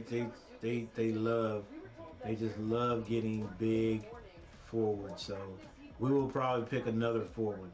That's probably what it is. We'll pick another forward. I don't know. Yeah, we got LaMelo Ball at point. Now who else? Who else is that point guard? Is it Throughout this pre-draft process of him knocking down multiple three-point shots, and I recognize that it was no defense. But in a best-case scenario, I could envision Derek Lively being like Brook Lopez, someone who came into the league that wasn't a three-point shooter. Yeah, Derek Lively might be able to eventually. That spacing ability later on in his career. Derek Lively, the second course on his way to Dallas, and now the Toronto Raptors are on the clock. So let's just take This woman right here she gets to me. I'm surprised she didn't come on, but I guess they didn't. She didn't have the chance to come on and say something about Brandon Miller and that the trouble he got into. Yeah, that's I guess all you can say about Brandon Miller and what happened to him is he's lucky. But dang, bro, you end up He wasn't charged with anything. They did say right here on national television that he brought the weapon that was used to in the lives of a couple of people, I think, or in the life of a person. I know 2 people from his college team were put in jail, in prison actually. With the 13th pick in the 2023 NBA Draft, the Toronto Raptors select Grady Dick from the Grady Dick. And look at Grady, sparkling. Good gracious. The green room tonight, Grady Dick dripping like crazy. Is on his way to Toronto. He's already wearing the Raptors. The suit is as electric as Yeah, his that's. Everybody's getting into that. Grady, he don't even look right in it. he look like a white guy trying to do too much. And he got the bling on too. But Grady's one of them cool guys anyway. Every year, one of the goals has been to be one and done. And so he told me that tonight he actually has that list. He's gonna head back to his hotel. Yeah, Grady is doing way too much. Look, I guarantee you he'll look back in 10 years at that and say, man, what was I doing? What was I thinking? He is the best shooter. And the thing is, and I know we're going to get into his highlights. That's too much, bro. Incredibly high basketball IQ. That's too much. When Duke played Kansas, and there were 2 plays in that game, and this was early. This was in November, and I'm watching it, and I'm like, wow, Grady Dick. He almost picked the right color, though. He faked a cut on the inside to get. All right, okay. Look, that ain't too bad. That ain't too bad. At least he got on black pants. I thought he had that all the way down. I couldn't see. Thought he had that all the way down. But his shooting is something special. I'm still trying to Grady Dick. quiet moment with that suit on. As loud as it can get. Shoulder pads. But he Grady Dick, he's a cool guy. He's a cool customer anyway. 40% from 3. He gets it off quickly, and when he catches it, he doesn't dip it down. He just catches it, and it's immediately up. In catch-and-shoot situations, he can shoot off the dribble. And Andrea's point, he's a very good cutter. Oh, what a move Grady did! Yeah, he's a flashy big guy. Again, like Stephen A. Smith said, these guys are coming out of the college ranks, and everybody's looking for these big guards now. These tall guys, 6'6", taller. Excuse me. All right, Grady, I can't do this interview without asking about the suit. Tell me what went into this decision, and you just so happen to be wearing the colors of your now organization. I guess I knew it, but so Dolce and Christian made it come alive. It's kind of soft from Kansas, obviously. Dorothy's got her little red slippers, so made that kind of similar to jacket. Oh, it is an ode to I hear you. Okay, so he did it, Kansas, the Wizard of Oz, Dorothy and her slippers. Got you. All right, so Jet Howard from Michigan goes to the Magic. Oklahoma City Thunder get Derek Lively. And Grady Dick goes to the Raptors. Your parents, Bart and Carmen, you guys were elite athletes in your own right. As your son begins this adventure, what can you say about his work ethic to get here? He has worked so hard and deserves this. He's worked every day to get to this point. Well, Grady, congratulations. Bart and Carmen, congratulations as well. Thank you. Thank you so much. I appreciate it. Monica, thank you so much. New All right, up next, the Pelicans. And what will the Pelicans do? Pelicans got number 14. Will they make any trades? Will they be able to trade up or something like that? Has any of that actually been going on? Any talks been going on? Malika, I did not find a general manager in the league who told me that they were offered Zion Williamson and any trade talks here in recent weeks. Now, New Orleans did try to package this number 14 pick and some other future assets to move up in the draft.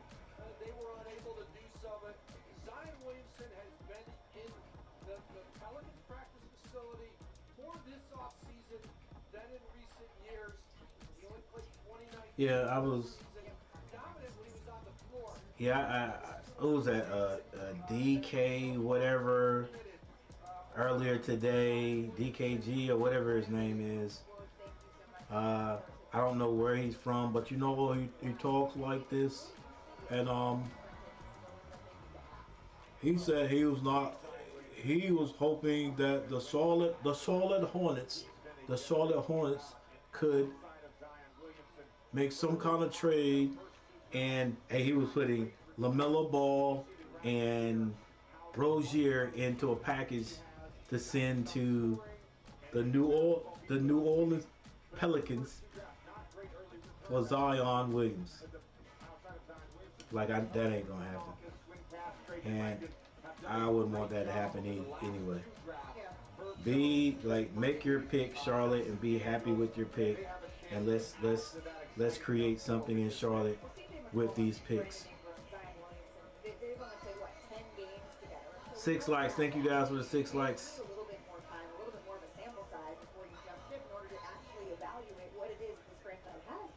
Yeah, exactly. I mean, the Pelicans Malika were last in the Andrews. league as far as points that were at the rim, right? They gave up a ton of points at the rim. Zion's going to help with that. Where else they hurt and where else they struggled this year was. All right, so the New Orleans Pelicans go with Jordan Hawkins. Jay, who do you see? Jordan Hawkins. The best available cycle through the bottom of our screen. Who do you see as fitting with the core that New Orleans has? 6'5". Jordan Hawkins is one of the best shooters. 6'5" guard. I'm a little bit surprised that Cam Whitmore of Villanova is still on the board. I don't know exactly why. It's certainly not talent. Clearly it's something else. We're going to check in with Rose a little bit later on that point. Hawkins took his game to another level. To another level in the Sweet 16 and Elite 8, dropping 44 points on 25 field goal attempts, shooting 9 for 19, or at 47% from the 3. Good gracious. Gonzaga failed to show Hawkins to slow Hawkins down, with him running off screens, ducking behind handoffs, making sidestep 3-pointers, and hitting spot ups with a quick release and exceptional footwork. He has a coveted skill set and can hang. Got a trade. As part of a deal to be finalized later, the Dallas Mavericks are trading for the Oklahoma City Thunder the draft rights to Cason Wallace, the 10th pick, and the Thunder are trading to the Mavericks the draft rights to Derek Lively II, the 12th pick. All right, so that's what they were talking about. 14th pick in the 2023 NBA draft, the New Orleans Pelicans select Jordan Hawkins from the University of Connecticut. All right, so there has been a trade to be worked out, and the details of that are to be worked out later. But Derek Lively is actually going to be traded. He's going to be going to the Dallas Mavericks.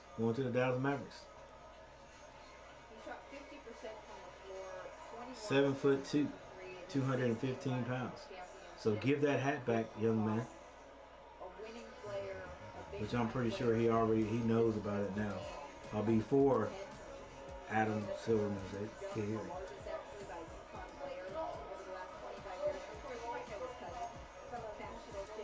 Jordan Hawkins, the 6'5" shooter. I do. I mean, his three-point shooting, obviously this season, 109 threes, second most in UConn history, trailing only Ray Allen, right? So the shooting ability is there. He can shoot threes. He is laser sharp from beyond the arc. He shoots threes off of screens. He can shoot. He is a good shooter. And he made 55 contested threes. So it's not just like he's shooting wide open threes. All right, well, we got some thunderstorms happening around here. All right, next up, the Atlanta Hawks. Hopefully, I'll be able to stay on long enough to see who Charlotte gets. Well, long enough to the 30th pick, so we're about halfway through. Might have some technical difficulties, I guess it doesn't really matter because look, like, hey, thanks for that 7th like. Whoever hit that like button, I appreciate it. That Ray Allen has been and was in the league. So much fun to watch. I remember watching him countless times. But the one comparison that I feel like people haven't attributed to Jordan Hawkins is Jeremy Lamb. There is a piece of Jeremy Lamb in Jordan Hawkins' game in the way that he can get to the rim and finish with extremely soft touch.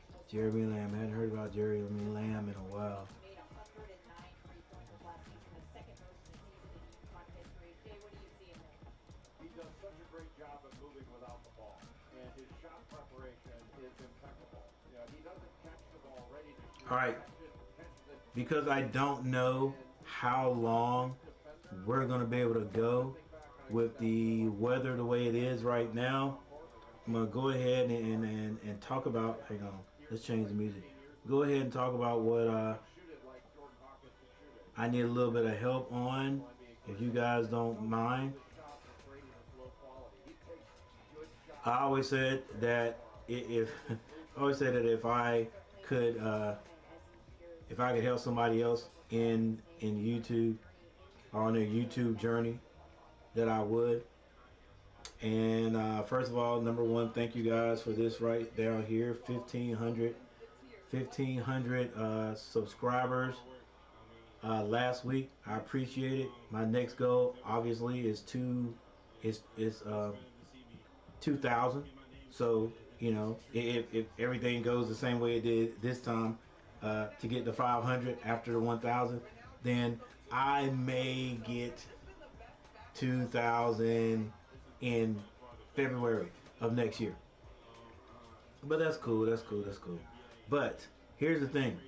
There's a gentleman. There's a young dude that's on his YouTube journey. There's actually two guys, but I want to highlight this guy today because he is so close to getting his 1,000 subscribers.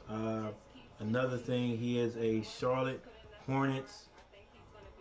He's a Charlotte Hornets fan. He's he does Charlotte Hornets content, you know, and the name of his channel is called Trust the Buzz.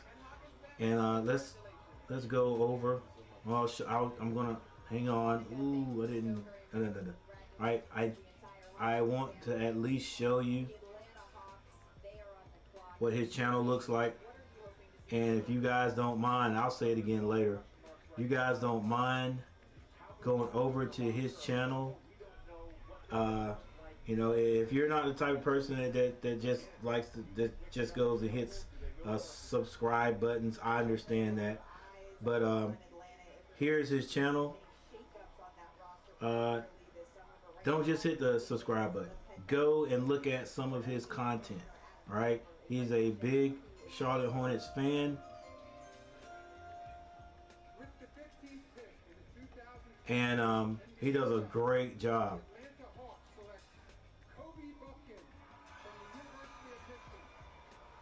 All right, he does a great job. Even today, and a lot of this week, you've been talking about, you know, the Charlotte Hornets pick. Here's a video he did. Says 11 days ago. But I'm sure he's had some more today. I can't find it, but said he was going to be making some up. A couple more today, and but anyway, go check him out. He's just a guy, like he says right, he's a guy who loves basketball and supports the Charlotte Hornets. So most of his videos deal with the Charlotte Hornets.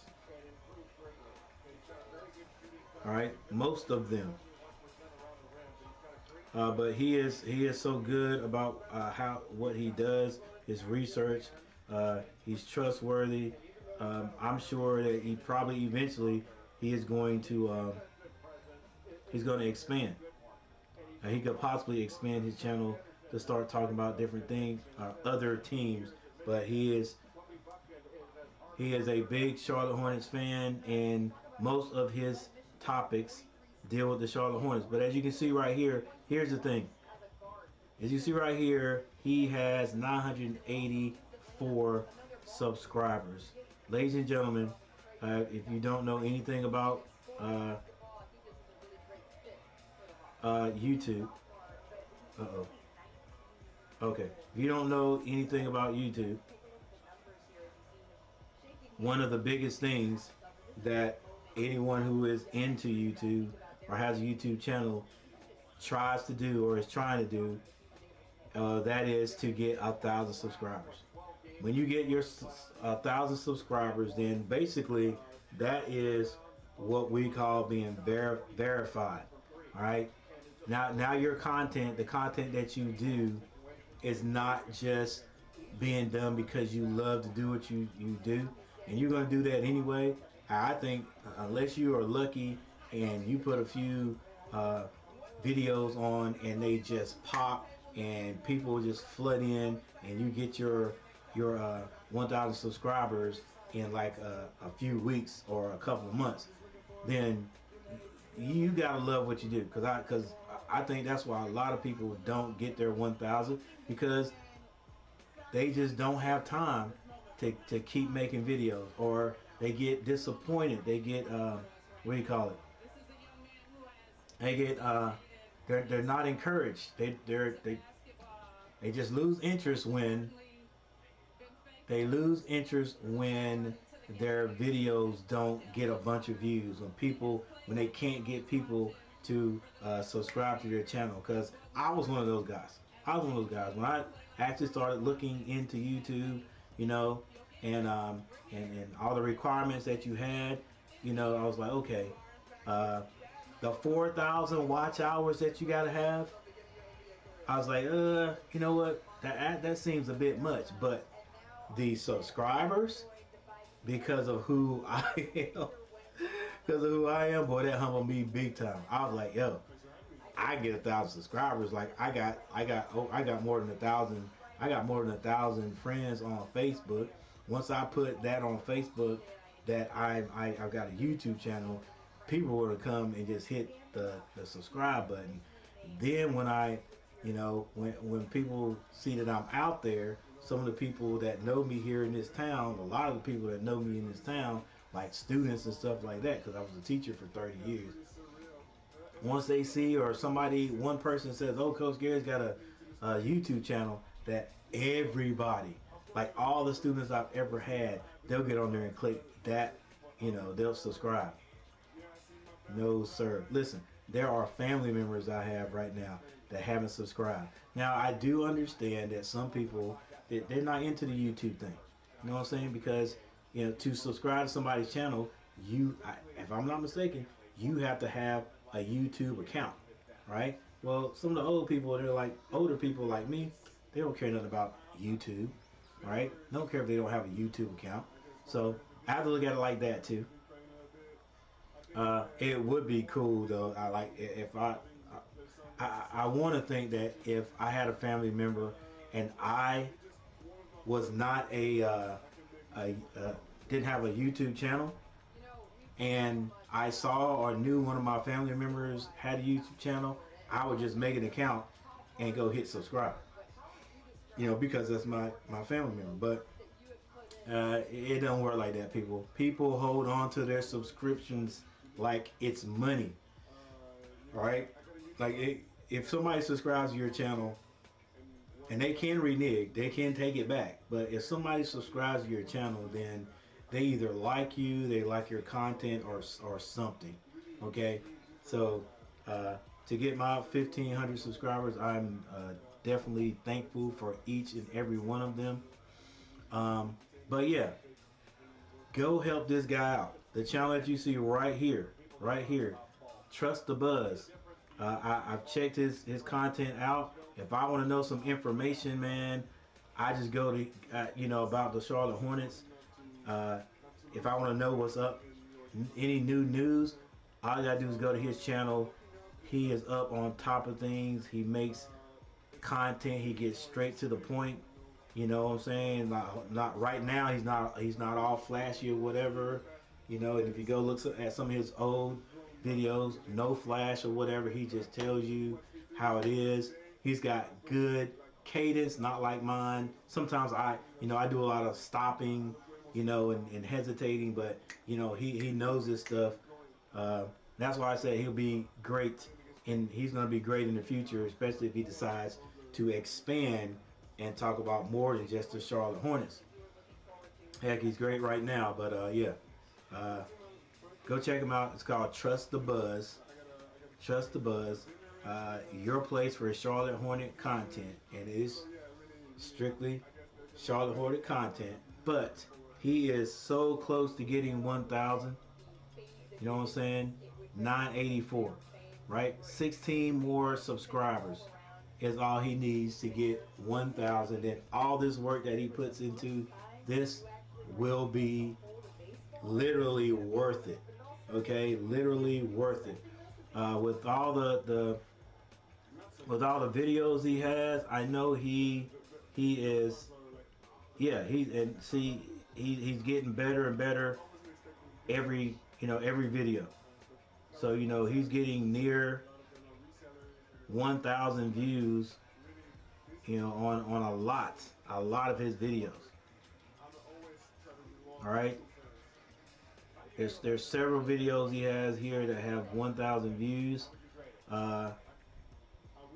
So he's getting watch hours. He's getting his watch hours, so he's probably close to getting the 4,000 watch hours. And if he doesn't already have it, so all he needs is a subscriber. So, but do me a favor, when you go over to subscribe to his channel, if you happen to go subscribe to his channel, make sure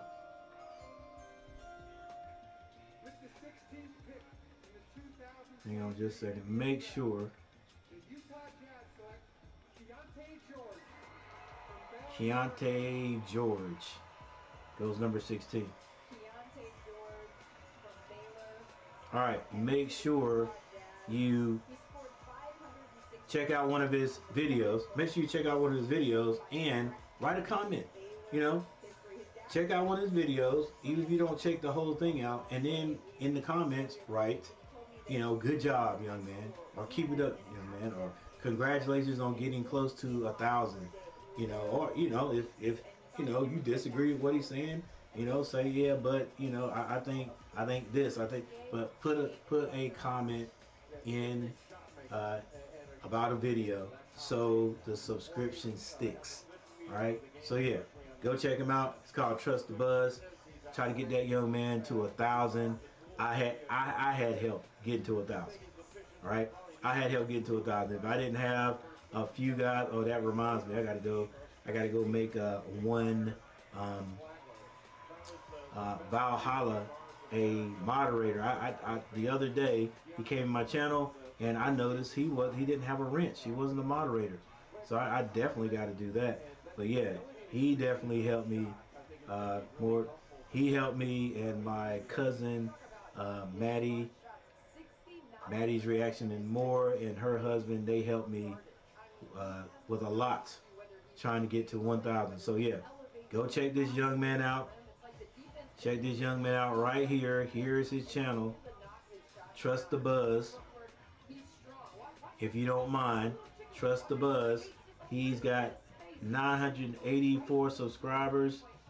Go over there and check out one of his videos, or check out several of his videos and subscribe to his channel. Let's get this young man up to 1,000 subscribers tonight.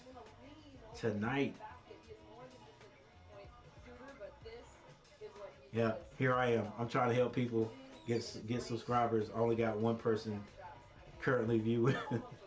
But hey, I'm gonna say it later on too. Maybe I'll get an influx of people in here sooner or later. But yeah, for those who have stopped by tonight, thank you. Thank you, James, Merrick, Michael Smitty, for stopping by and writing something in the chat. I appreciate it.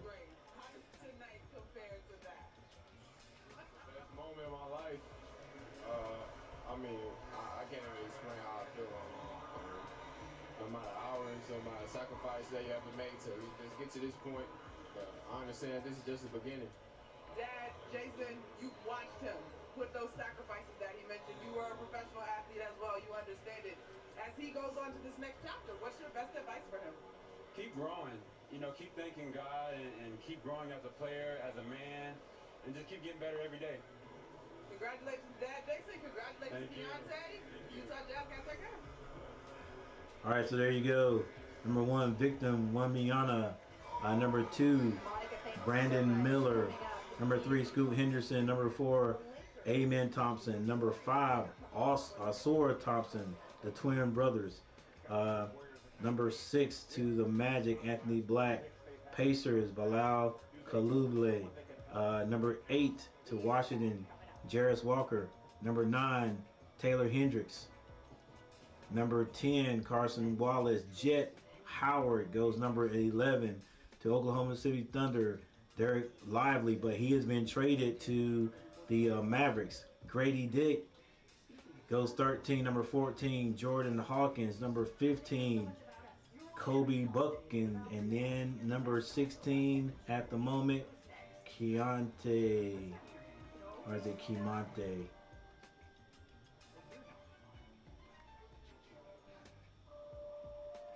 Keontae George. Keontae George from Baylor goes number 16. He also goes to the Mavericks. Excuse me, to the Utah Jazz.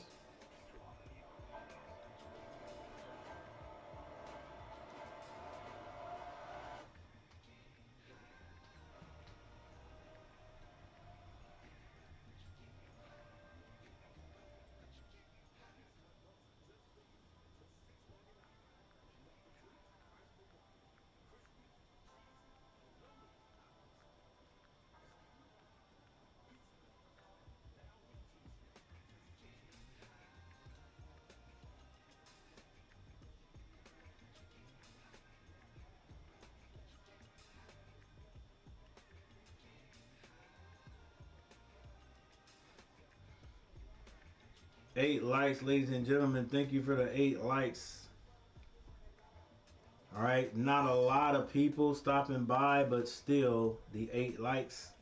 Hey, that's big time.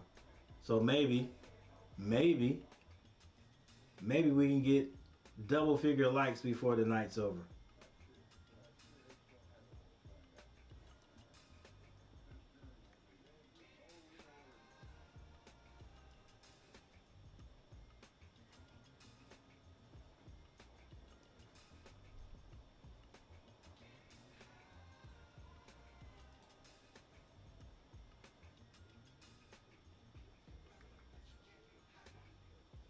Once again, thank you guys for being here. Thank you guys for hanging out. Go check out my boy Trust the Buzz, Charlotte Hornets webpage, our channel. Does Charlotte Hornets content. He's nearing 1,984. Let's hit that subscribe button and get him into get him over the 1,000 mark tonight. And I was hoping I can get 10, 15 people in here tonight so we can go ahead and knock that out. But Ace, is not meant to be tonight. All right, let's see. I need to go.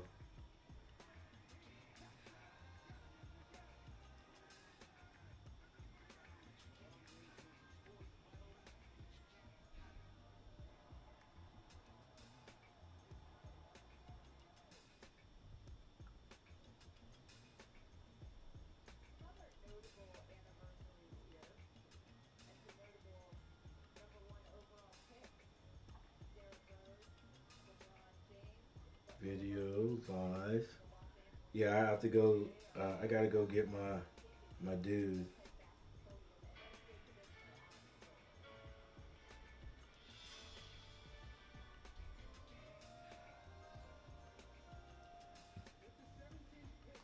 The 2023 NBA Draft. The Los Angeles Lakers select Jalen Hood Shapino from Indiana University. Jalen Hood Shapino, For Jalen Hood Shapino. number 17. His birthday to celebrate on Monday. And then 3 days later, he is drafted into the NBA. He actually goes by Fino, and that's a nickname his mom gave him. And it's not just a nickname, it's an acronym. For failure is not an option. His mom came up with that years ago. It's a motto that he repeats to himself. He was the first Indiana freshman with multiple 30-point games. Fino. Eric Gordon in 2007. All right, 2008, so he was let's see named Big Ten if I Freshman of can the Year, find my All Big dude. Ten second team. And he really No grew chat. up playing with his mom, Adrian. He says it took her a while to be able to beat her one-on-one. She played at Lock Haven University. But now it's just about getting there, Jay. He is a big, strong, versatile point guard. He's excellent in pick and roll. He shoots well off the dribble. He's got the length with a 6'10" wingspan and the athleticism, I think, to be a very good defender. Still needs to work on consistency from the three-point line. He had a 3-game streak where he was 16 of 37, but the rest of the season shot about 25% from three-point range. But yeah, I wouldn't call him an incredibly explosive athlete, but he's athletic. His strength is a big key for him. And also a former player at the J. Billis Skills Camp, third player drafted out of that camp, by the way.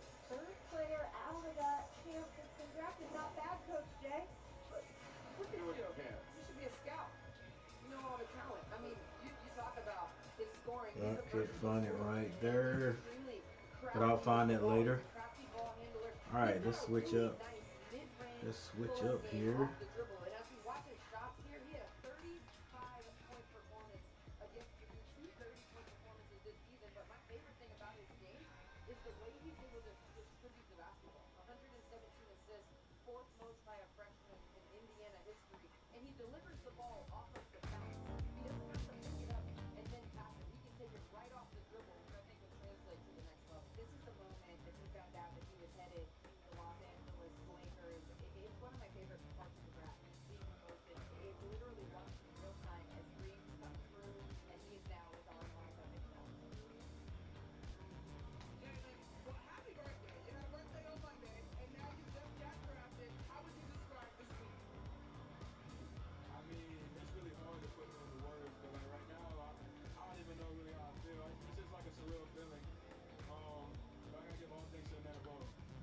Yeah, guys, I'm glad some of you got a chance to get drafted, be able to play in the NBA and get paid. Mom and sister sitting over there.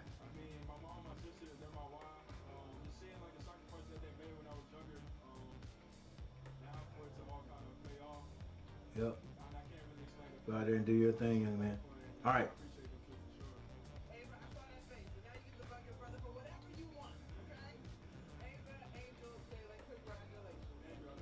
All right, Victor Wembanyama, number 1. Number 2, Derek Miller to the Hornets. The Portland, Scoot Henderson. The Houston, Amen Thompson. Detroit, Alcer Thompson, and Anthony Black.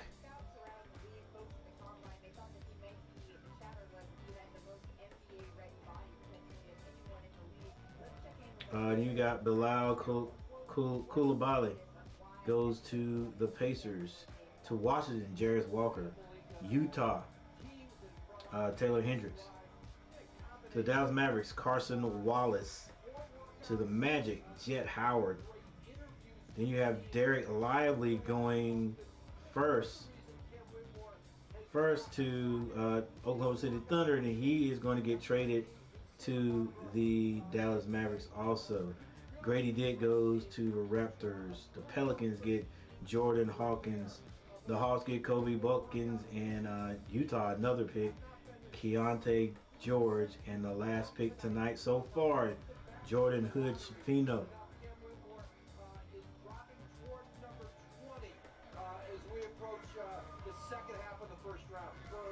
All right, the Heat have a minute basically left to make their pick,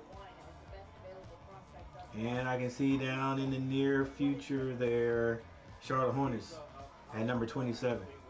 And who knows, ladies and gentlemen, that number 27 could be the next superstar. Who knows? Defender, but I agree with you, Malika. Like, he's got an NBA body right now. He's built like a Mack truck. I'm surprised that he's still available, but if he's wherever he's taken, he's become a steal right now, talent-wise. And at this point, he's also going to have a little bit of a chip on his shoulder coming into the league with this. Oh yeah, definitely. I mean, Cam Whitmore is a talented scorer. Cam Whitmore definitely got to have a chip on his shoulder. And even though there are several guys to pick, to choose from, highlight-worthy dunks. Jay, you talked about his athleticism and his strength. I mean, he has pro-ready body, like you said. several guys to choose from, he got to be worried just a bit. Got to be worried just a bit. Reminds me of the NFL draft, where some of those guys, you know, were there, dressed up, had their drip on, and didn't get picked. Sometimes that happens. But this guy right here, see, he's got that Scoot Henderson look. You know what I'm saying? Like, like that dude, he looked like a dog. You know what I'm saying? He looks like a dog. That's what I need. That's what I need on the Hornets thing. That's what the Hornets need. Hornets need a dog. Like, they don't, like, who's a dog right there? You would know that Caleb Martin is. He is.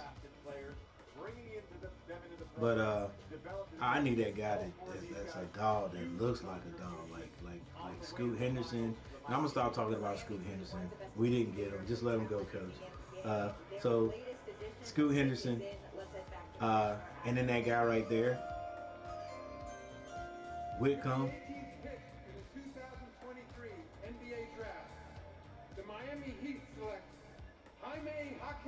Oh, they skip over. We get Jaime. The senior forward out of UCLA. Yeah, at UCLA. To Eric Spoelstra and the Miami Heat. He was named the 2023 Pac-12 Player of the Year. He's the first Bruin to win the award. He's straight Hispanic. Familiar with Kevin Love in 2008. He led the team Straight in Hispanic. scoring and rebounds last season. There he is in the Lakers jersey. He idolized Kobe Bryant growing up. He also was one of 9 players in UCLA's program history to rank in the top 15 in scoring and rebounding.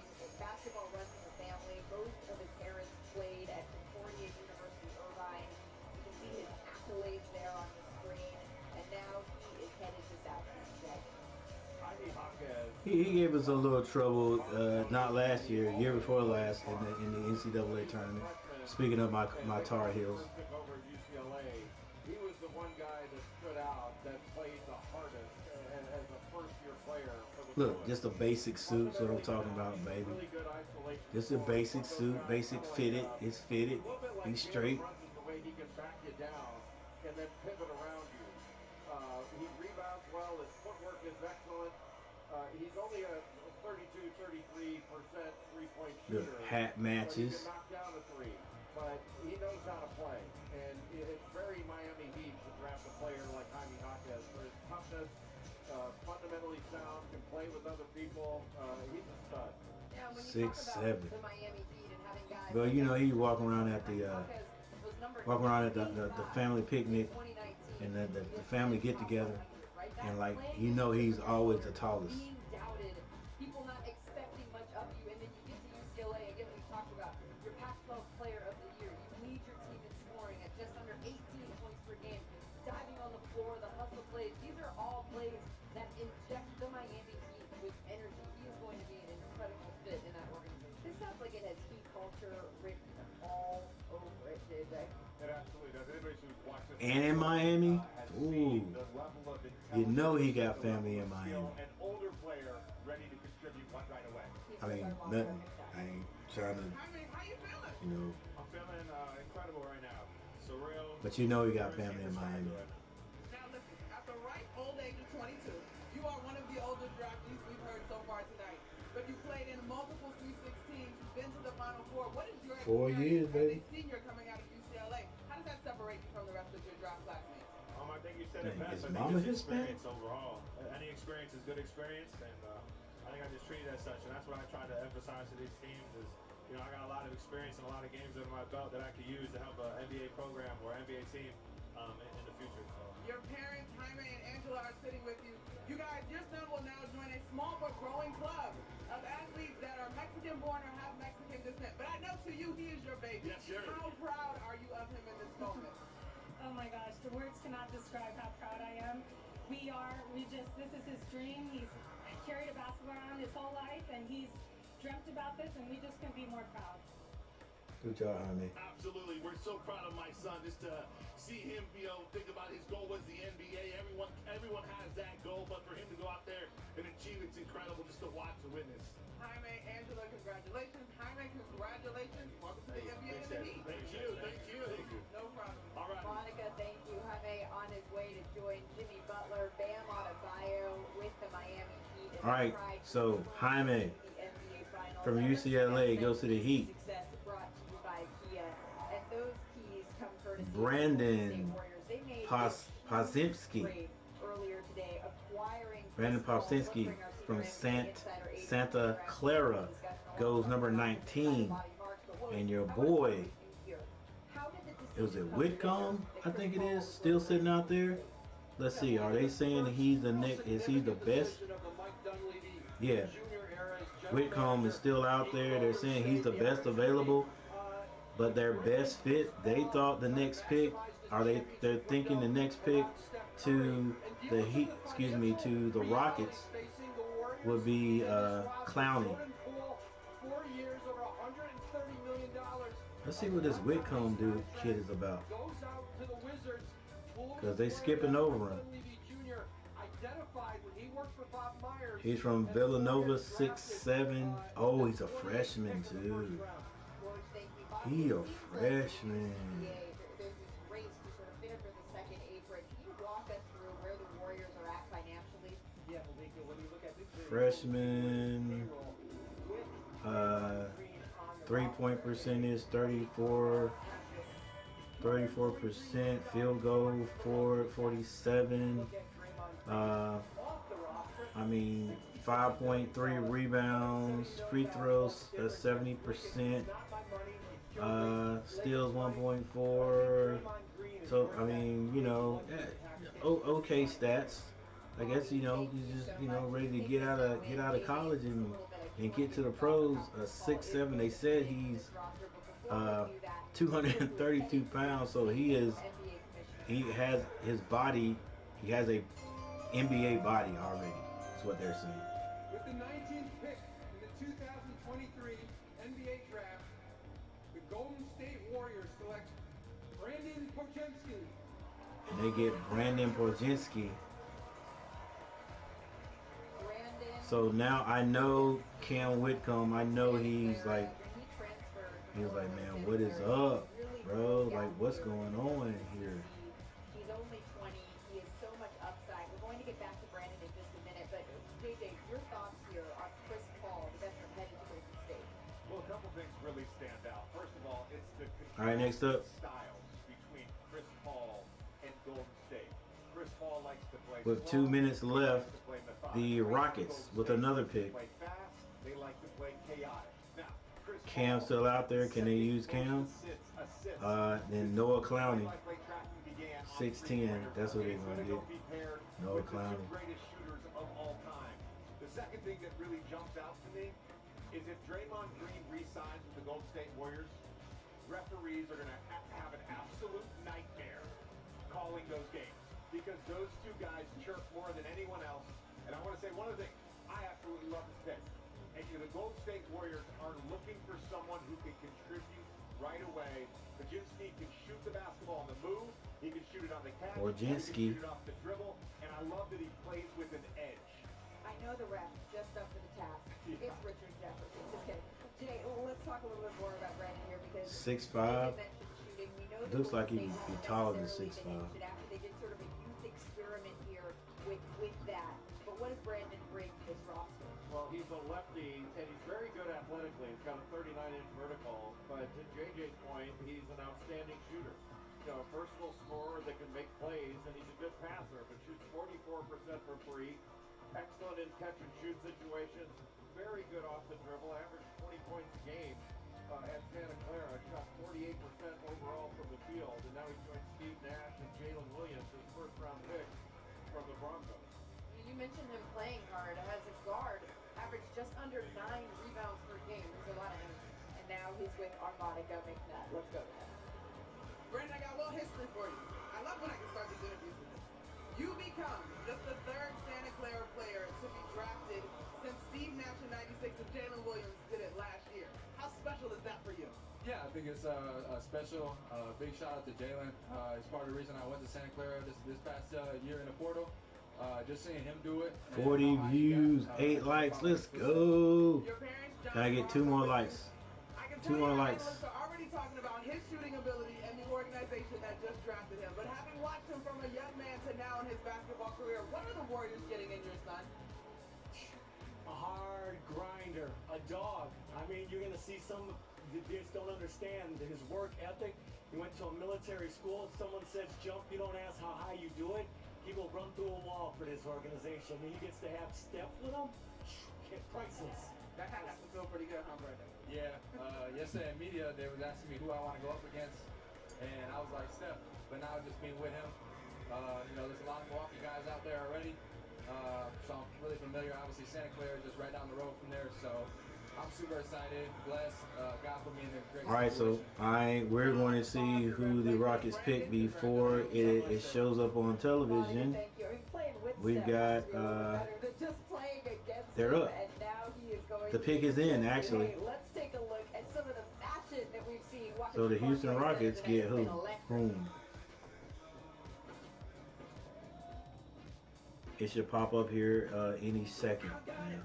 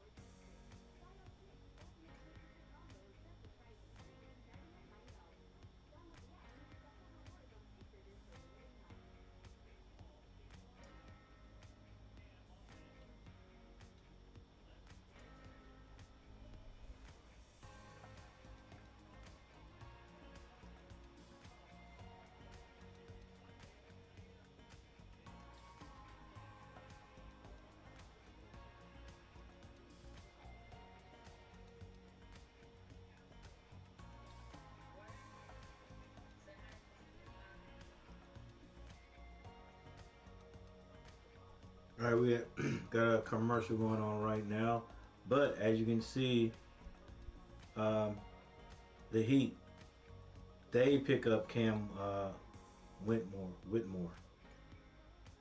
So Cam is off. He is off the block now. So now who are they saying is the next best up? Smith.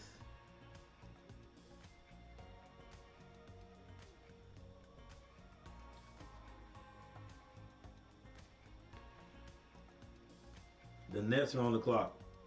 Actually, 3 minutes and 21 seconds left.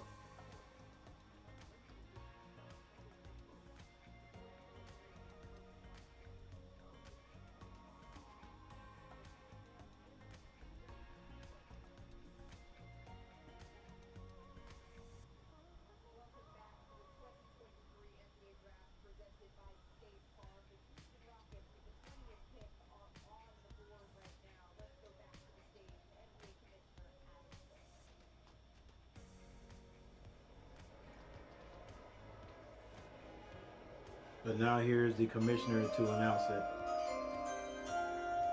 With the 20th pick in the 2023 NBA Draft, the Houston Rockets select Cam Whitmore from Villanova University. Cam Whitmore off the board, 6'7", 232 pounds of muscle. Cam Whitmore, he did miss the first 2 games of the season with thumb surgery, but then he said he was determined to come back even stronger. He was named the 2022-23 Big East Freshman of the Year. And Jay, you had him as your best available here. Now he comes into the league with potentially even real an absolute steal at number 20. An elite athlete. Maliki, you talked about his NBA body and his strength.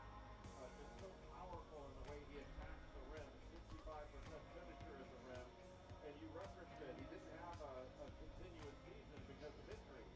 But when he's at his best, he can be a versatile defender. He's an excellent cutter off the ball. But he gets steals. He can be disruptive. But just how explosive he is. When he goes to the basket, he attacks the rim like he's got something against him. Good in transition. I mean, talk about a lob threat. You throw it up there, and he throws it down with both hands with his head on the rim. And he's got a solid shooting. He's about 35% from three. Good in catch-and-shoot situations. I think he's going to improve his feel for the game as he gets more reps. But you don't find athletes like this all the time. And I thought he was a top 5 talent coming into this draft. And so I think Houston got themselves a steal. All right, so the Nets get the next 2 picks, 21 and 22. That's something where Houston struggled this season. Defending points in transition and turning the ball over and it leading to layups. The energy that really both of these guys are going to bring. I wonder if they'll go ahead and pick them quickly, or if they'll pick one, try to trade up to get, maybe get Cam, or Jaquez. Hey, they could be trying to trade up to get Jaime. We'll see though. Okay, got you.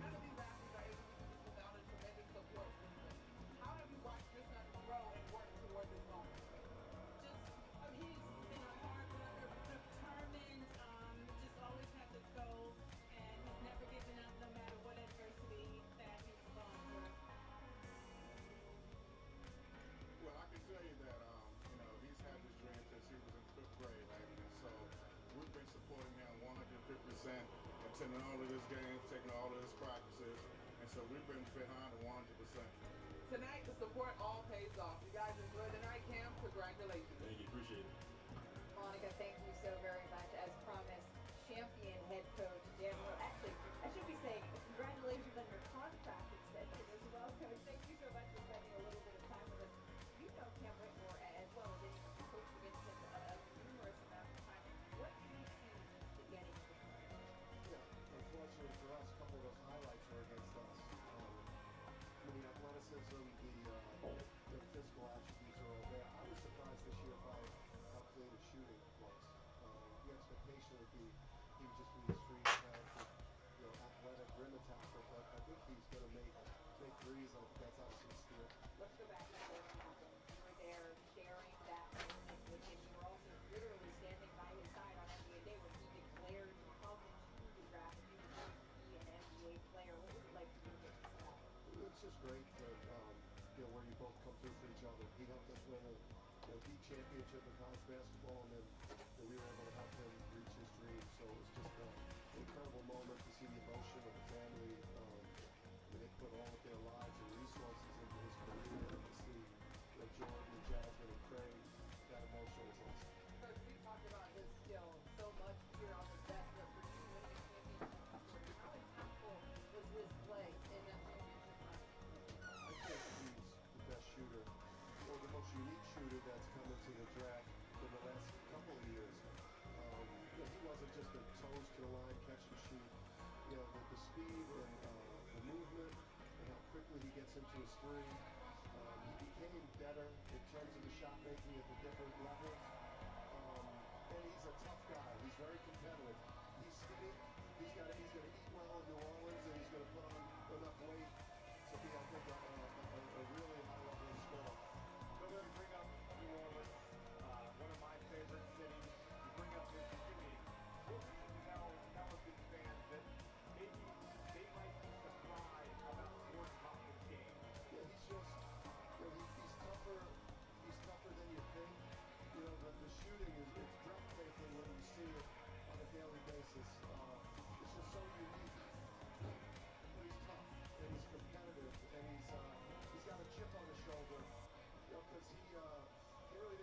to his own until late in his career. So he just hasn't had his butt kissed a whole lot. He'll let you coach him, and he wants to be coached, and he's an old soul. What has family dinner been like now that you're a national champion and you get to wear the gaudy ring with your brother Bobby Hurley and your father Bob Hurley? Yeah, my seat feels higher. It's like they stuck a phone booth under my butt. Yeah, you know, it's a wonderful feeling, really, to finally kind of hold up your end of the bargain in the family. More than hold it up. Still have a couple of players on the board. What can you tell us about this game? I mean, just the ultimate winner. I think a lot of these teams, they call after he's visited them and say, is this really who he is? Like, just the way he presents himself, all the qualities that help you win games, the defense, the rebounding, the playing for others. The last 12 games of the season, he kind of cracked the code in terms of scoring a little bit. But he's the type of guy that obviously you can get right into a rotation and run. Coach, what do you tell your guys, preparing for the NBA? What's your advice as they take on this next level? Yeah, obviously, the work rate is going to be much different. You're playing against grown men, the best of the best. You've got to go in there with the habits, the behaviors, the mindsets, to do it, and learn from players that maybe wrong choices along the way, that go in unprepared, and thinks that they've made it on draft night. You haven't made it on draft night. You've got a long way to go. Coach, thank you so very much for spending a little bit of time with us. Next time we'll make sure to raise the seat just a little bit more like we do for Day. In the meantime, the next pick is in. Let's head back to the podium with NBA Commissioner Adam Silver. Jay-Z incumbent, you know that means the Nets are ready. With the 21st pick in the 2023 NBA Draft, the Brooklyn Nets select Noah Clowney from the University of Alabama. Noah Clowney from the University of Alabama, the freshman forward, headed to Brooklyn. Hey, where's Brooklyn at? He had 8 games with multiple blocks, including a career best 3 on 3 different occasions. He had 3 double-doubles last season, including against number 1 Houston on December 10th. He made 34 three-pointers last season, the most by an Alabama player, 6'10" or taller, over the last 25 seasons. Jay, what do you see that Noah has to offer for Brooklyn? Well, Noah Clowney is athletic, lengthy, with a 7-foot wingspan. He's got a great second jump. So he's got all the tools. He's an outstanding offensive rebounder. He can finish. I think he can shoot it. He can step away and shoot it. He's going to have to improve in that area, but he's a multi-positional defender. He was streaky from the three-point line. Shot about 28% overall, but had streaks where he made them. And he's a little bit inconsistent, but his mechanics are solid and he can improve. But his rebounding, his ability to guard multiple spots and switch out, and he plays hard. I think this is an upside pick for the Nets at 21. So Brooklyn is in a really interesting spot right now, JJ. If you take a look at some of Noah's highlights, what do you see them needing to do here going forward? Well, coming into the draft, look, Mikal Bridges was offered for the number 3 pick tonight. Mikal Bridges had multiple teams offering 4 or 5 first-round picks last year. And if you look back at that playoff series against the Philadelphia 76ers, they had no shot outside of Nick Claxton. And I think with Noah Clowney, they view him as being able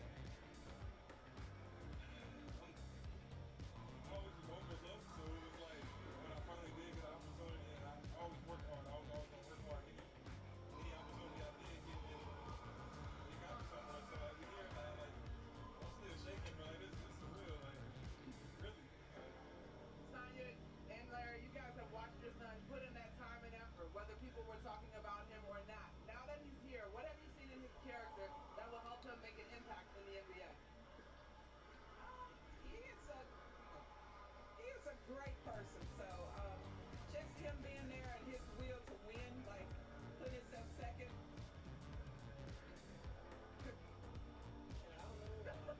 It's fine. That was well said by Tanya. Larry, Tanya, congratulations. Noah, congratulations on your next chapter. Thank you. Monica, thank you so much. Noah Clowney becomes the second Alabama player elected for Miller to hear his name called tonight. With more on Noah Clowney, let's check in with our very own Bobby Fox. Hey, Bobby. Hey, Malika, don't let that quietness fool you with Noah Clowney there. He's got a major edge, as you just mentioned there. Overlooked coming out of high school. Did not go through the age circuit. He's got something to prove, and I think he will in Brooklyn for a team, as JJ said, certainly undersized. They've got Nick Claxton on the last year of the contract here. A great value pick. Also, a best available. Fits what Brooklyn is looking to do. Thank you so much, Bobby.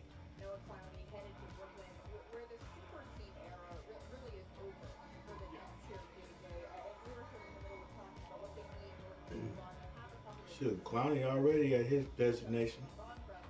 Destination. try to move forward from the Kevin Durant, Kyrie Irving, James Harden era. Yeah, look, they have a star in Mikal Bridges. I don't know that Mikal Bridges is a superstar, but he is a star.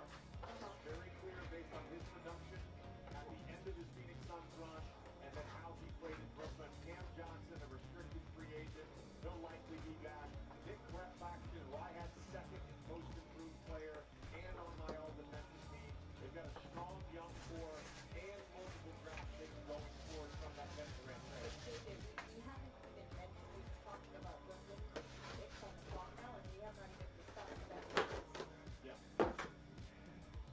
I will discuss Ben Simmons when he's back on the basketball court. Well, and then, we've seen pictures of his workouts potentially coming out, trying to get back. It just, when we're looking at Brooklyn as a whole here, it feels like he's a piece that is a major question mark.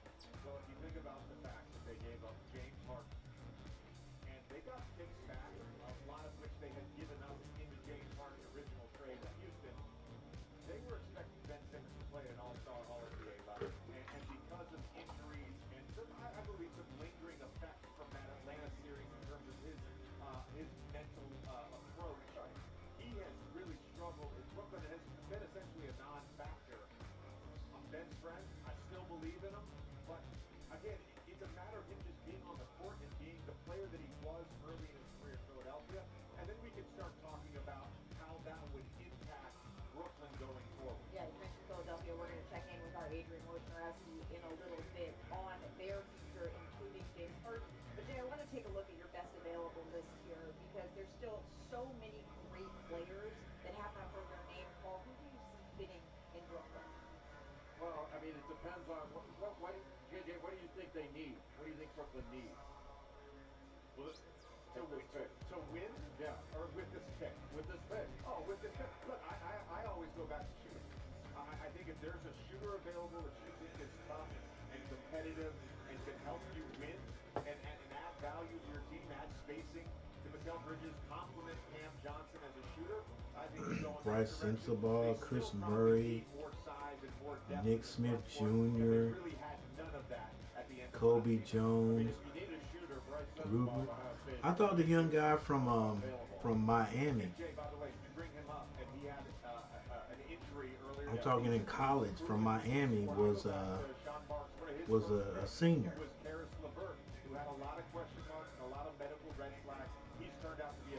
I can't remember his name. A guard. He was a guard. Maybe he wasn't a senior. He was just the top player in the ACC. 22nd pick in the 2023 NBA draft, the Brooklyn Nets select Derek Whitehead from Duke University. Derek Whitehead. Derek Whitehead.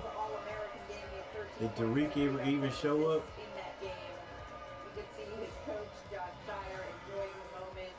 He's not actually here in attendance tonight, but Derek didn't show up. Look at his highlight. What stood out to you from this game? Well, like JJ just talked about, Derek Whitehead also struggled with injuries this season.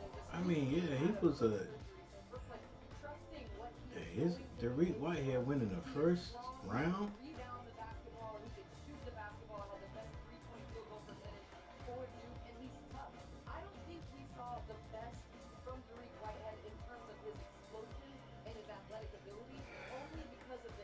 Yeah, he Extremely versatile, plays hard on defense, and pick will pass the ball 22. well. This is a Hey, great you pickup in terms know, of toughness for the Nets. Derek Whitehead is headed to Brooklyn, where toughness he is going I don't think to he's gonna get a bring. whole lot We'll of be playing right time. back on the I don't other think he's side. gonna. The Portland I don't think he's gonna be in the NBA that long.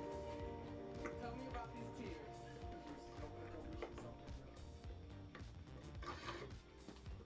I hope I'm wrong, but I just don't. I don't see it.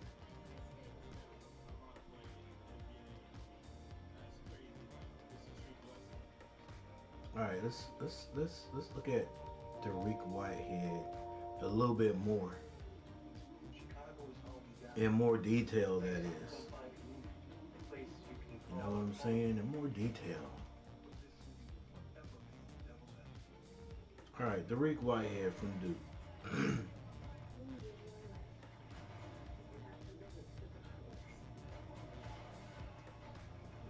He's 6'7". That's one of the things.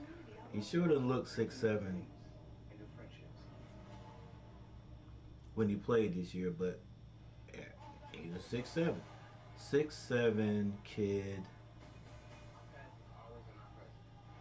Whitehead season was marred early by injuries. He hasn't been able to carve out as big a role as expected, even recently when healthy, playing 16 minutes per game off the bench over the past six games. Despite shooting 40% from three and showing strong flashes defensively, Whitehead struggles as a decision maker, creator, and finisher have made it difficult for him to gain traction and solidify his candidacy as a first-round prospect, as there are real questions about his lack of explosiveness and ability to generate efficient offense.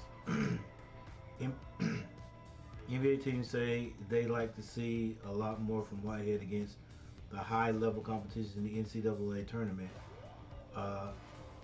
Offers to help reconcile his lofty standing entering college with the underwhelming production we've seen thus far. But he gets picked number 22. That was in March. In February, averaging just 8.4 points while shooting 39.7% from 2-point range, the lowest rating of any prospect in our top 100. It's safe to say that this has been an underwhelming season for Whitehead thus far. Part of that is because of injuries. He also suffered a stress fracture in his right foot in late August that caused him to miss 2.5 months of action before appearing to strain his ankle last week, costing him 2 games and counting, but has a chance to return on Saturday. Okay. Hey, just you never know what's on the minds of people. They're probably thinking, hey, at 6'7", we're getting a steal here. Brooklyn, that is. They're getting a steal here because he was not what the professionals thought was the best available. They've got N. Smith, 6'5", from Arkansas, and then Rupert, 6'7", 192. They are getting bigger though. The draft picks, the guards, that is. With the 23rd pick in the 2023 NBA draft, the Portland Trailblazers select Chris Murray from the University of Iowa. So Chris Murray goes number 23. Chris Murray. Kings forward in 2022, number 4 pick, Keegan Murray. He made a huge leap in scoring this year, Jack.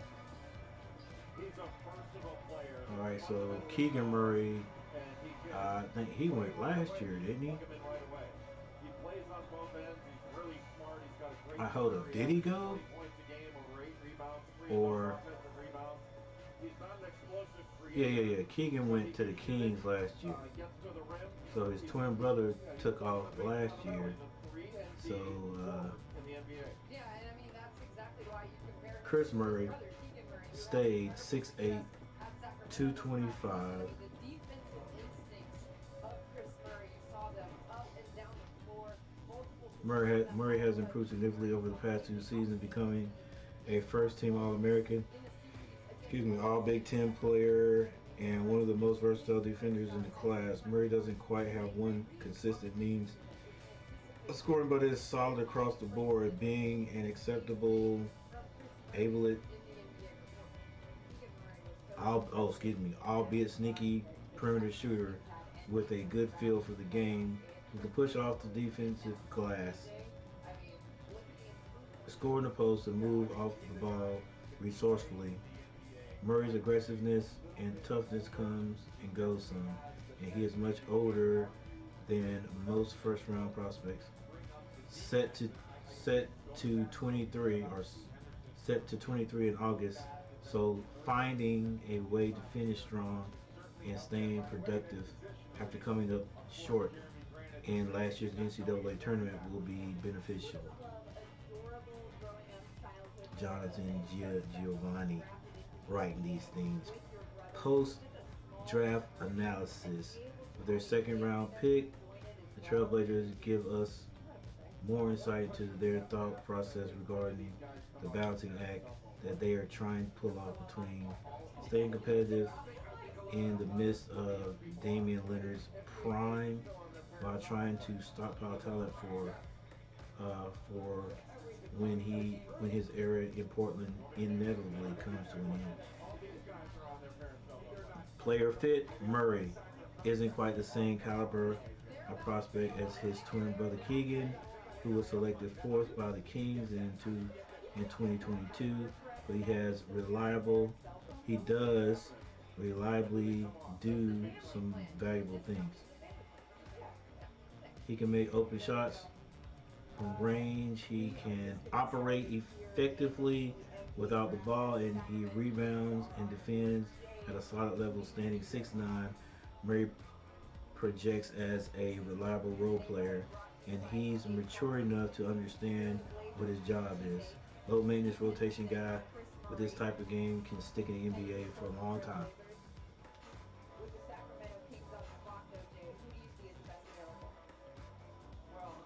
So the Portland Trailblazers get Scoot Henderson, maybe, possibly the best pick in the draft this year.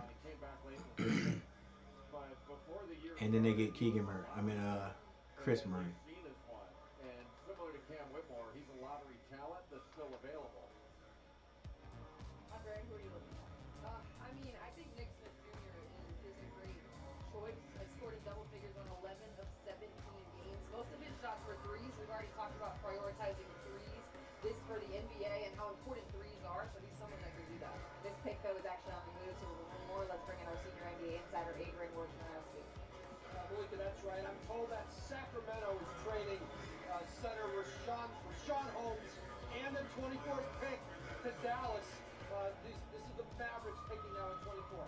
With the 24th pick in the 2023 NBA Draft, the Sacramento Kings select Olivier Maxence Prosper from Montreal, Canada, the NBA Academy Latin America, and Marquette University. Olivier Maxence. So somebody's gonna make a trade. Olivier Prosper. The rise of Olivier Maxence Prosper has been spectacular. Picked by the Kings on the 24th pick, but maybe going to Dallas, or Dallas making moves. Is that Shaka? Yes, and he Is that Shaka? They go, whoa. Lost weight. Talk about a guy that can move without the ball. You know, he's an energy player, a skilled defender, and a versatile one.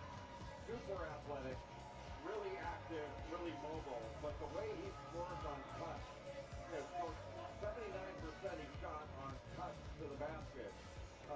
Good catch and shoot guy, but a guy that I think is going to continue to improve. He's gotten better. Matching, boy. And I think the ceiling is much higher for Omac Prosper.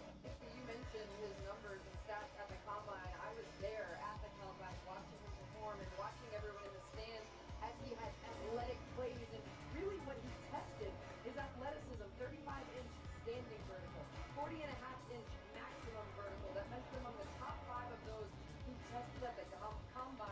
Yeah, he's a pretty long He dude. shot 50% or better in 18 games. Marquette was 18-0 in those games. He's athletic, he can defend, he can score the basketball, and he plays hard. And all of those things translate to the next level. And he doesn't have to have the ball in his hands to play. And I think that's important with him. He is Marquette's 5th first-round pick over the last 20 years, and the first since Henry Ellison in 2016. Boy, YouTube is completely. They shunned me this year. Congratulations. They shunned me. Now, your path to get here includes time spent with the NBA Academy, playing alongside guys like Josh Giddey and Benedict Mathers. How do you think that prepared you to take the next step in the league? I mean, it prepared me so much. Just the opportunity to be, part of the NBA Academy, especially for my senior year, and just playing with guys like Ben Mathurin and Josh Giddey and all those guys. I mean, just the competition, and I got better every day. So it was an awesome experience for me. Your parents, Gaetan and Guylaine, are here. You guys, folks may not be familiar with your son, but what is this organization potentially getting in him? Oh my God, versatility, hard work, somebody that's going to bring some positive energy to the team, that for sure. He always says, I bring a spark to everything I do, and he's going to bring a spark on the court and off the court, help the game, but also help the culture of the team any way he can, and we're so proud of him. And winning. Winning is a good thing. Well, you got on that Kings hat, but the pick is actually going to Dallas, so I'm sure they will welcome your spark. Olivier, congratulations. Parents, congratulations. Thank you so much, Monica. Thank you. Monica, thank you so much. Just the All right. joy that he was exhibiting there. Yeah. So he, instead of going to the Kings, he's going, if I'm not mistaken, going to the he's going to the Mavericks. Mavericks making some moves. I think there's one other team that's made some moves. Dallas, though, is making has made the most. They made some moves to get Lively, because he was picked up by, he was drafted number 12 by Oklahoma City, and then a few trades later he was traded. He's going to Dallas. And then I think this kid here, Olivier Prosper, is going to go to Dallas also. Right now, what it looks like the Grizzlies are up, but they said something about the surely not the Celtics.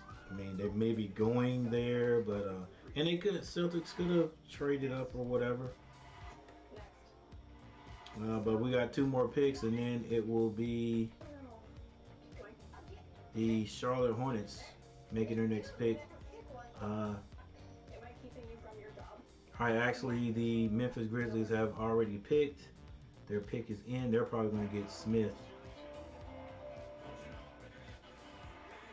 So it should come up here very shortly. And no, they end up getting Marcus Sasser from Houston. Alright, so the Memphis Grizzlies pick up Marcus Sasser. 6'3", 193 from Houston. And the Pacers now on the clock.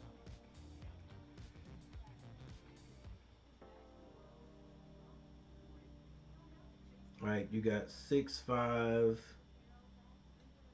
N. Smith from Arkansas, and you got Rupert 6'7" from France. The Hornets trying to get big and athletic, so it's a possibility they could get him. They could get Rupert.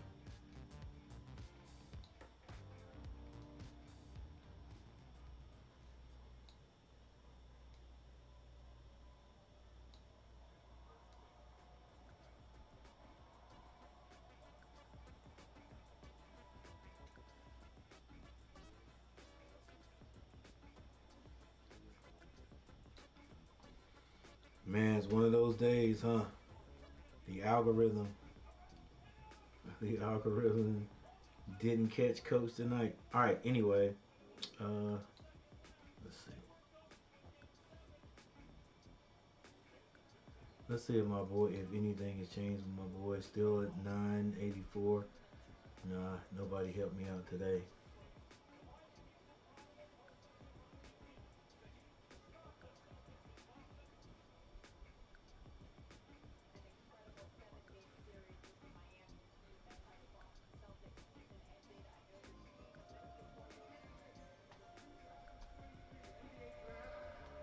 The Memphis Grizzlies select Marcus Sasser from the University of Houston.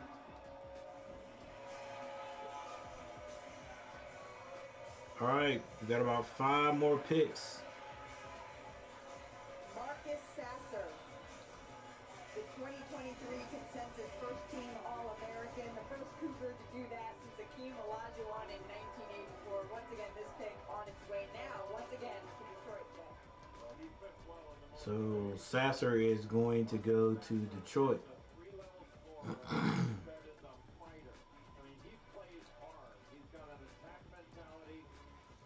can shoot it, good off the dribble, a capable passer, and he's a really good defender, especially on the ball.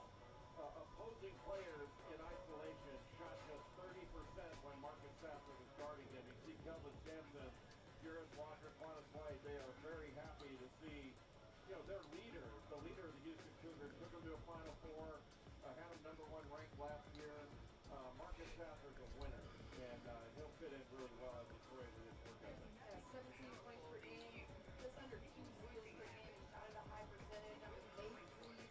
He can bring a lot to this Detroit team. Detroit needs a strong wing defender, someone that can knock down shots. A 3-and-D. We talk about that a lot. That's just the nature of the NBA. He's going to bring that. Let's take a step back, JJ, because this pick has moved a couple of times. It was Memphis that was their logo return that was picking. At first it was for Boston, then it was for Detroit.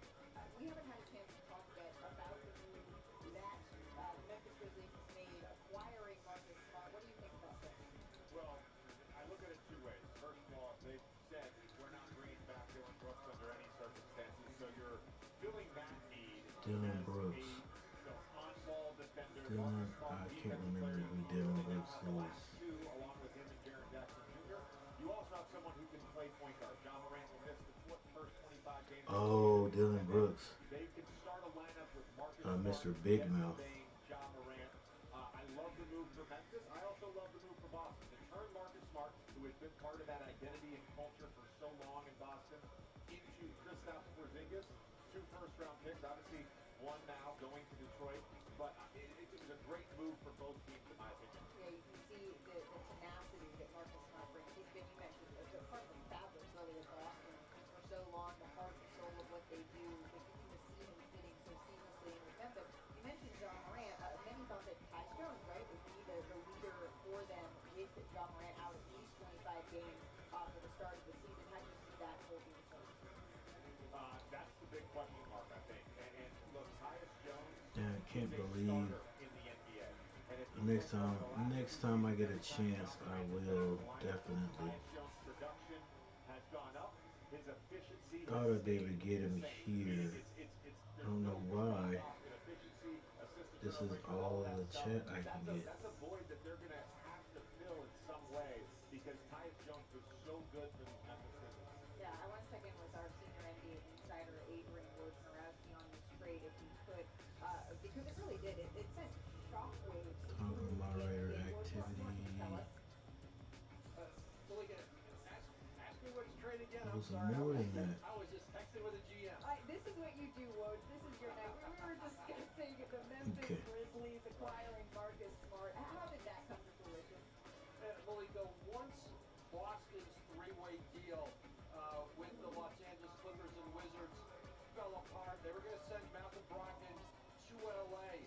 They re-engaged quickly late last night with the Memphis Grizzlies, who have been in pursuit of Marcus Smart for years. And 2 first-round picks got that deal done with Memphis. It's interesting, the Grizzlies, they wanted certainly that toughness and leadership and playoff experience that Marcus Smart is going to bring to them. 2010, they traded for another tough-minded guard who was 29 years old, who had played his college basketball at Oklahoma State, like All right, so the Pacers get Ben Shepherd from Belmont, and now the Hornets on the clock again. 3 minutes, 47 seconds. Who will they get? Still the 6'5" guard from Arkansas, still on the clock, in Smith. For multiple seasons, they finally got him late last night. Well, thank you so much. We'll let you go back to that reporting that you were doing. Well, it was also reporting for the Pacers. They're keeping the number 26 pick that is up right now. They're eyeing a mid-major riser on the boards, Andrea. That is what our Adrian Wojnarowski is reporting. The Indiana Pacers rise a mid-major riser. Then there, of course, the Tyrese Halliburton, the star of that team. Well, if you remember when Tyrese Halliburton was drafted, we thought he was a steal going as high as he did. He's undervalued even where he was drafted. Let's see if they can find another steal here at number 26. Here's NBA Commissioner Adam Silver. With the 26th pick in the 2023 NBA Draft, the Indiana Pacers select Ben Shepherd from Belmont University. Ben Shepherd, senior guard from Belmont, the two-time All-League first-team selection the last 2 seasons. Seeking, he was the 3rd player to be drafted from Belmont in the modern draft era. This is exactly the pick that I was thinking. When I talked about Ben Shepherd finishing with the Pacers, the 6'6", 190. sprints up and down the floor. He is lights out. A breakout showing at the combine helped vaults Shepherd up the draft boards and into the first round picture, proving he belonged after a strong collegiate or college career at Belmont. The perception that he was purely a specialist has shifted. He's a capable passer, a ball handler who can fit in along with other scorers and space the floor, and yet not quite pure enough a shooter for that to be the only selling point. Shepherd has good traits for a supporting wing. And the pick is in. The Charlotte Hornets get Nick Smith Jr., who was supposedly the next best out there. So Rupert goes to that now. He's a smaller guard, if you will. What Charlotte has been doing as of late. Obviously, we know that Michael Jordan is selling the team, but they've struggled a little bit recently. They restarted as an expansion franchise in 2004 as the Charlotte Bobcats. You can see the 17 of 18 first-round picks they were made in the lottery. They had 3 playoff appearances in those 19 seasons, and that brings us to that sale. I mean, 3 playoffs, bro, in 19 years.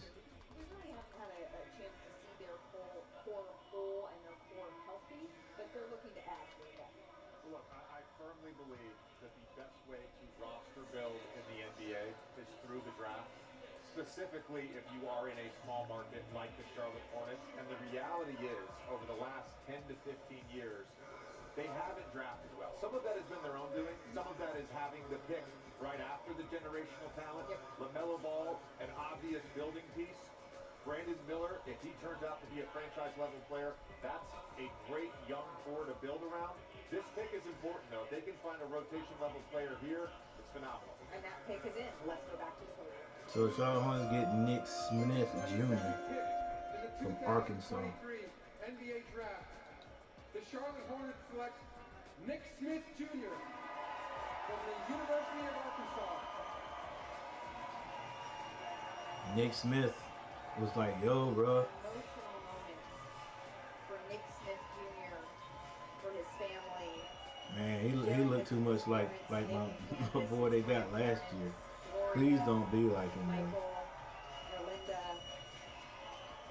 He played just 17 games last season, but he told me that he keeps it all in perspective. He said that's not true adversity. True adversity is not knowing where the next meal is coming from. And that was the case for so many people that he grew up with, he said. And that's what he tries to keep in mind. His parents actually had him in college. He used to go to the gym with his dad. They share an emotional embrace here. This is just a reminder that this isn't just about basketball. This isn't just about taking the next steps in the NBA. This is about dreams coming true human beings, for real people, and you can see that emotion painted all over his face as he is walking into his future in the NBA. Just an incredible moment for Nick Smith Jr. and his family. Extended hugs all around, because you really want to soak this in. This moment, you know, it only happens once. Every single player that has heard their name called on draft night remembers that moment. It will live as part of their story and journey, and it's an incredible feeling. And for someone like him, who was the #1 player in his high school class, dealing with an injury, potentially could have been a lottery pick had he not been hurt and dealt with that last year, waiting around all night to hear his name called. Just an incredible moment for this young man. And keeping all of that in perspective as he makes his way to the stage to finally get the moment that he has been dreaming about since he was a child, to pick up that hat, to put it on his head, and to shake hands with the commissioner of the NBA as he's welcomed in as All right, pre-draft analysis. An uneven season came to a disappointing end for Smith and Arkansas in the Sweet 16 with a blowout loss to UConn. Smith started the game hot but cooled, finishing his NCAA tournament shooting 6-23 in 3 games with 2 rebounds and an assist. Smith never looked like himself relative to what we saw at the high school level, and in his spectacular run to the Nike EYBL championship game alongside Miller in the summer of 2021, which propelled him into consideration as the #1 prospect in his recruiting class. Multiple executives told ESPN that they consider Smith the best NBA prospect in his class after the McDonald's and Jordan Brand Classic. Emotions as you made your way to the stage. Can you share what those emotions are about? 19 years of hard work. With everything I've been through, you know, still going through stuff to this day. It's paying off. It is indeed paying off in a fine way. Candace and Nick Sr., you guys have watched your son navigate injuries. NBA teams will want to learn more about the knee injuries Smith suffered in early November, which caused him to play just 5 games through mid-February. He's never been the most explosive driver or powerful finisher even before his injury, but shooting under 40% inside the arc was a surprising outcome this season, after converting nearly 60% of his 2-pointers and living at the free throw line in previous seasons. So we'll see if he can stay healthy and get back to his where the professionals, analysts were picking him to be like the #1 draft prospect. 2023 NBA draft. The Utah Jazz select Bryce Sensabaugh from The Ohio State University. Bryce Sensabaugh. Bryce Sensabaugh, the 3rd Ohio State freshman in the last 4 years. All right, so we got 2 more draft picks here tonight before it's done. The first round will be done. The top 30. Charlotte gets 2 picks out of there. Evidently, the Pacers have traded. No, the Pacers get 3. Hey, they get 3. All right, and then there's some more available. The second round picks will be tomorrow or whenever. Could actually continue, but we won't be watching those. He was just wired to score. He's born to score. Indiana, the Pacers on the clock now. But once again, this pick is on the move. It is headed to the Denver Nuggets. So the champs, they pick next. That's coming up. All right, so Denver Nuggets get this pick actually. So the Pacers went ahead and traded this one for some undisclosed, in an undisclosed deal.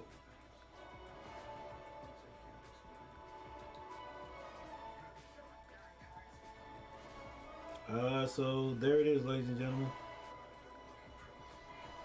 This is what your NBA draft night has consisted of.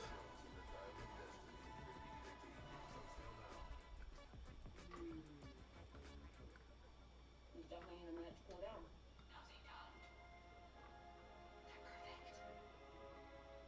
Still hot. Brand new Kentucky Fried Chicken Nuggets for just $3.49. This is Sadie. She's on Verizon, the network she can count on. And now she's got my plan, the game-changing new plan that lets her pick exactly what she wants and save on every perk. Sadie's getting her plan ready for a big trip. Travel pass on. Nice iPhone. Cute couple. Trips don't last forever. Neither does summer love. So, Sadie's moving on. Apple Music? Check. Introducing my plan. The first and only unlimited plan to give you exactly what you want, so you only pay for what you need. Act now and get iPhone 14 Pro Max on us through Switch. It's your Verizon. One app, one tap, you understand. ESPN Plus from under the name. One app, one slash, so many got a big place from the phone to the big screen. Yeah, you don't feel like a VIP.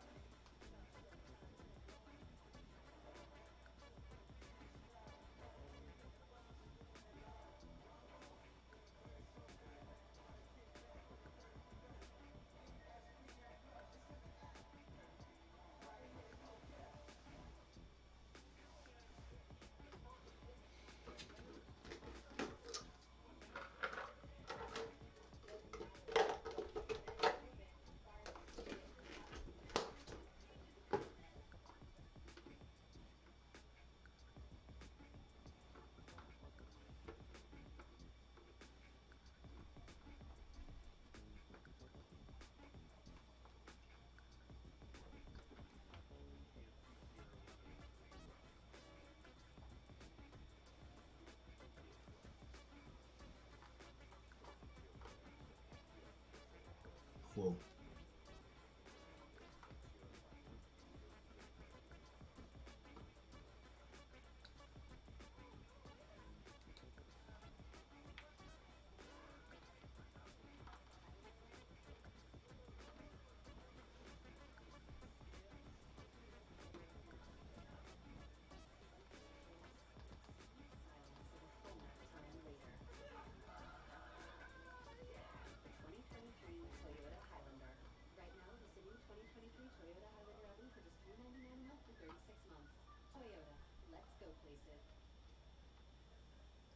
Welcome back to the 2023 NBA Draft, where the Denver Nuggets, the reigning champions, are now on the board.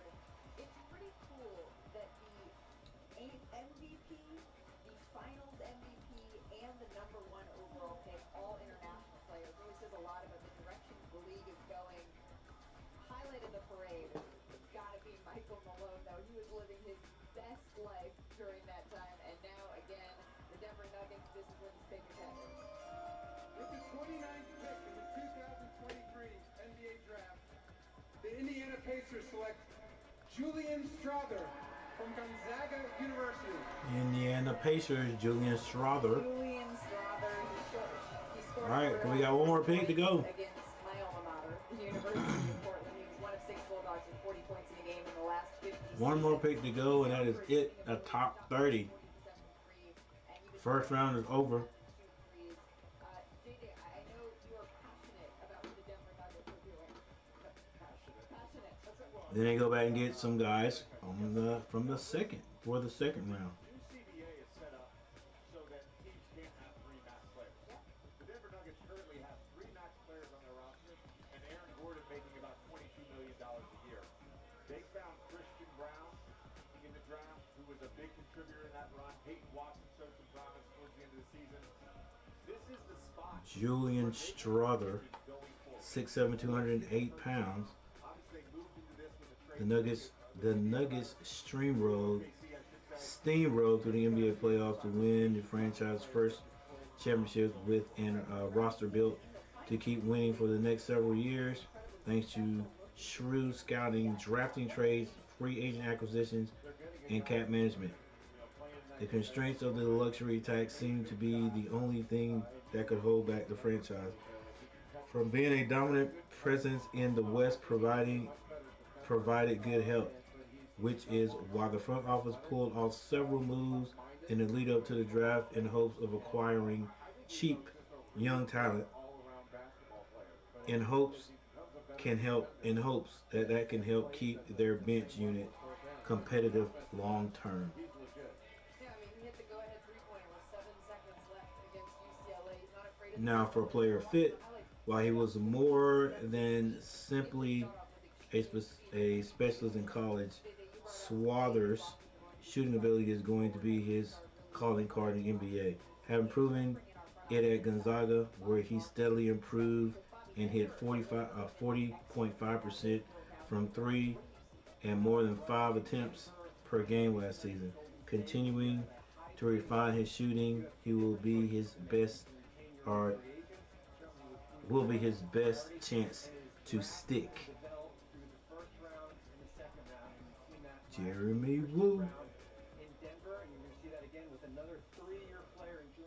Hey guys, for anybody who was watching, stopping through, checking it out or whatever, we got the last pick coming up right now.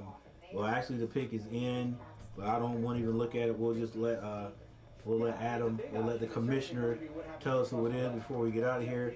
But prayers go out to the family of the 5 gentlemen who are lost at sea. I mean, more than likely, they said after they took off that they had about 40 hours of air in that 5-man submarine. 40 hours of air.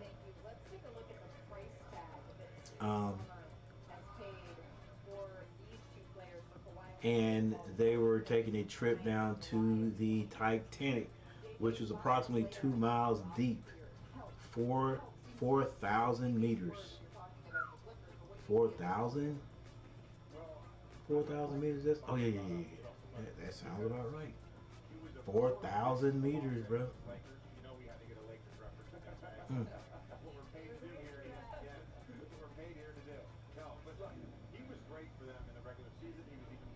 Wow. I think it's just 4,000 meters, not 40. 4,000 meters. 100 meters is a football field. So 10 football fields, 1,000 meters.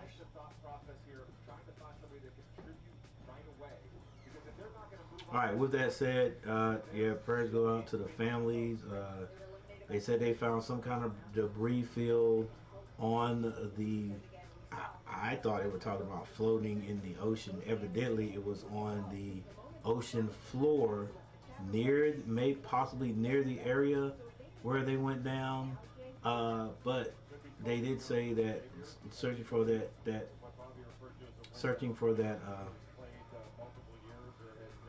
that vehicle was like searching for a needle in a haystack. Like they could be they're searching the area the size of Connecticut. Like I don't know why they would be searching that area. Like, okay, when they went out, I mean, didn't they know basically where they were going? Like, you gotta basically know where the Titanic is. So isn't there a way for them, the people who are searching, to be in that general vicinity? Yeah, I guess something could have happened. They could have got off course or whatever. But like, why are they searching an area the size of Connecticut when all we have to do is go get I don't know what it's called, the coordinates to where the Titanic is and go in that area? To me, I think that's what you would do. 2023 NBA Draft. The LA Clippers select Kobe Brown from the University of Missouri. And Kobe Brown, the last. That concludes the first round. Kobe Brown. Thank you again to all the fans, especially those here at the Barclays Center. The last pick in this year's first round will be conducted by Deputy Commissioner Mark Tatum. Enjoy the rest of the night. And the second round will continue, but Mark Tatum will continue this. We'll do this. Kobe Brown today on his way to the Los Angeles Clippers. Kobe Brown, 6'7". Powerful wingspan. scorer who can score in the post. Nice size. And back you down. He can score off the Nice dribble as activity. well. About 6'7", with a 7-foot wingspan. He shoots about 40% on dribble jumpers. His post-up rate 40% ain't bad at all. Brown emerges one of the most skilled and productive big men in college as a 23-year-old senior, surprisingly leading Missouri into a number 7 seed in the NCAA tournament. Brown doesn't look like a high-level NBA prospect at first glance, being undersized and needing to improve his frame. What?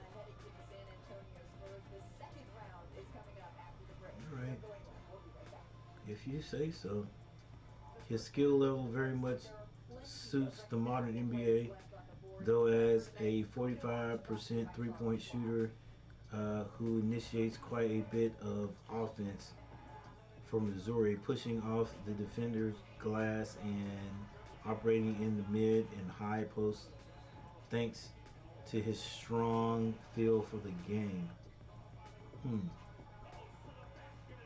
So not really say anything about his size, but he is 6'8". 6'8", plenty size.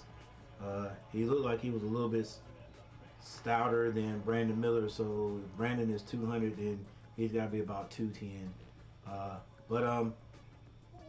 Yeah, ladies and gentlemen, that right there concludes the first round. Let's see who is actually next. You know what? Let's see. If they, I don't know if they're going to continue it on television, but I would like to see what the Charlotte Hornets get. Dang. You know what? I might stay on until the to the 11th pick of the second round, because the Charlotte Hornets get the Charlotte Hornets get 3 more picks. You know, just to see what they get. You know, so these guys that the Charlotte Hornets got a 6'8" kid in Brandon Miller, second round pick, got him. All right. Then the 27th pick, they got a guard. Now, for the people who were, you know, saying, you know, Charlotte doesn't need, well, maybe we don't need a point guard, but they got one. See, there's the thing. Charlotte, it's not really that Charlotte didn't want to get a point guard. You know what I'm saying? It's not that they didn't want to get one, because they picked one right here. So it wasn't they really didn't want to get one. Nick Smith. But more, and actually that's not a bad pick, especially if he can get well and stay well. But it's not that, and if that's the case, then why not? See, this is what I'm saying. The Charlotte Hornets didn't have any. The Charlotte Hornets was not gonna pick Scoot Henderson. That's the, if you ask me, that's the thing right there. That's the reality. We're not going to pick Scoot Henderson while Brandon Miller was out there. Brandon Miller, 6'8". Charlotte loves size. Kaminsky, or whatever, or whoever my man's name is. I don't remember his name, but our general manager, I think that is it. That's it.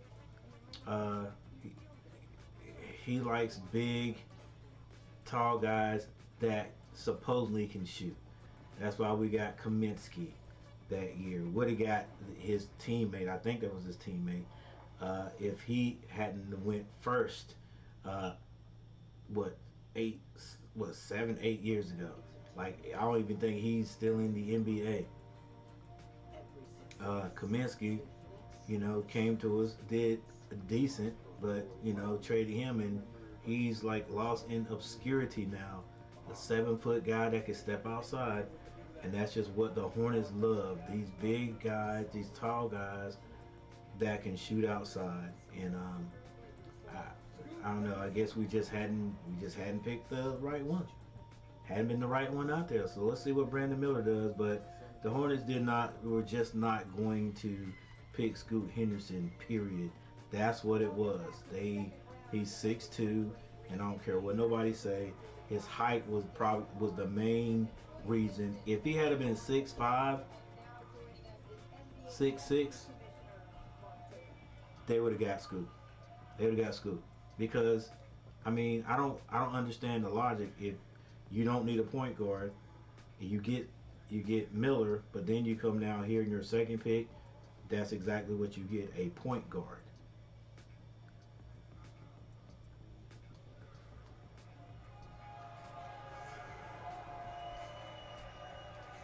Hello everyone. It's always great to be back in my hometown of Brooklyn, New York.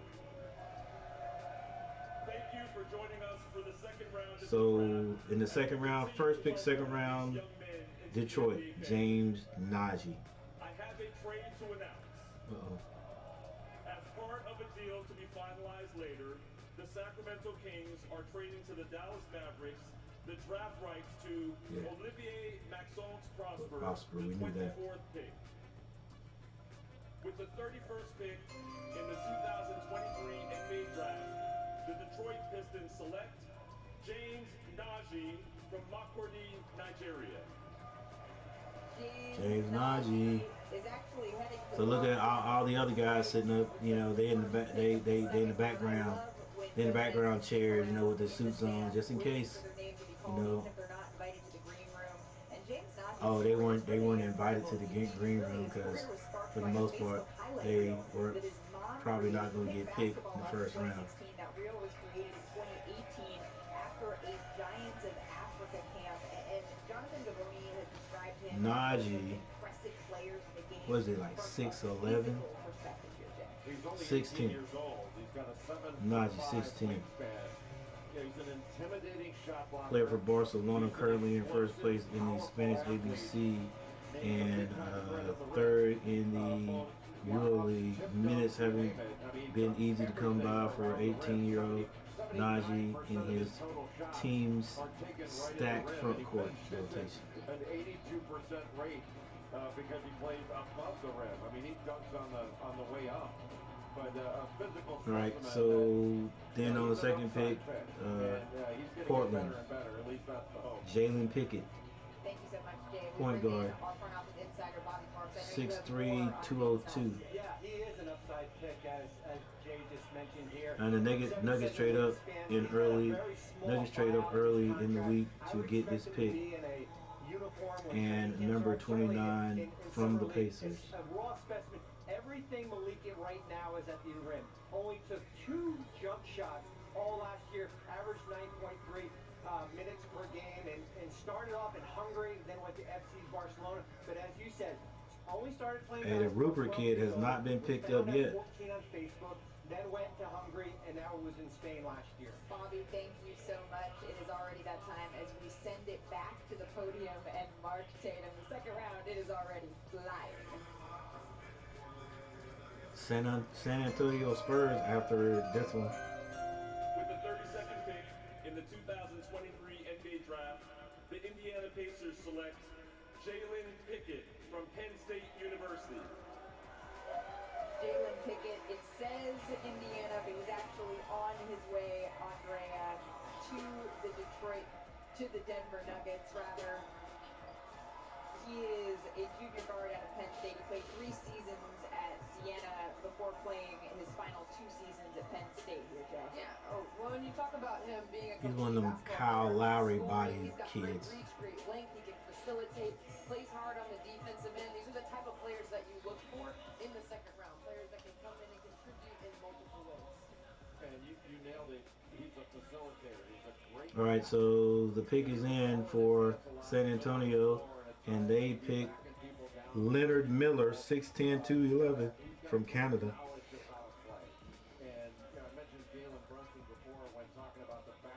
Dang, it's a little size still left out there, huh?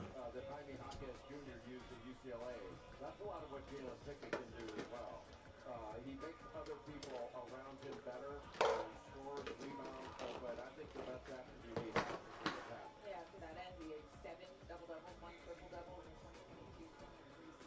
Once again, he is on his way to join the reigning champions, the Denver Nuggets. And now, once again, the San Antonio Spurs, they are on the clock. They already had a historic moment earlier tonight when Victor Wembanyama was selected #1 overall, a generational talent, really. And Jake, just quickly, can we parse out for Victor hype from talent, the prospect? Maybe I don't understand the word hype, but when I hear hype, it's like somebody's trying to sell you a used car. They're overstating something. And with Victor, I don't think it's hype. Like, it wasn't hype with LeBron. Right.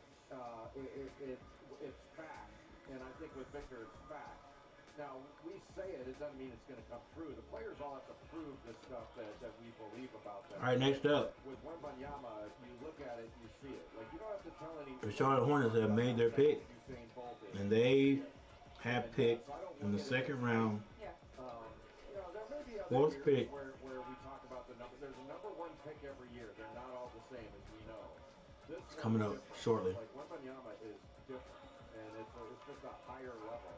So I'm not sure that what we said about him is hype. At least I don't believe it. Yeah, the mold. And probably nobody does any trading up in the second round.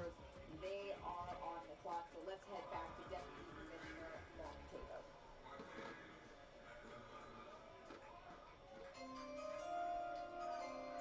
With the 33rd pick in the 2023 NBA Draft, the San Antonio Spurs select Leonard Miller. From Scarborough, Canada. Leonard Miller in the house. Leonard Miller. So he was playing with McKnight. I meant McKnight with Team Ignite. All right, so who these Charlotte Hornets picks in?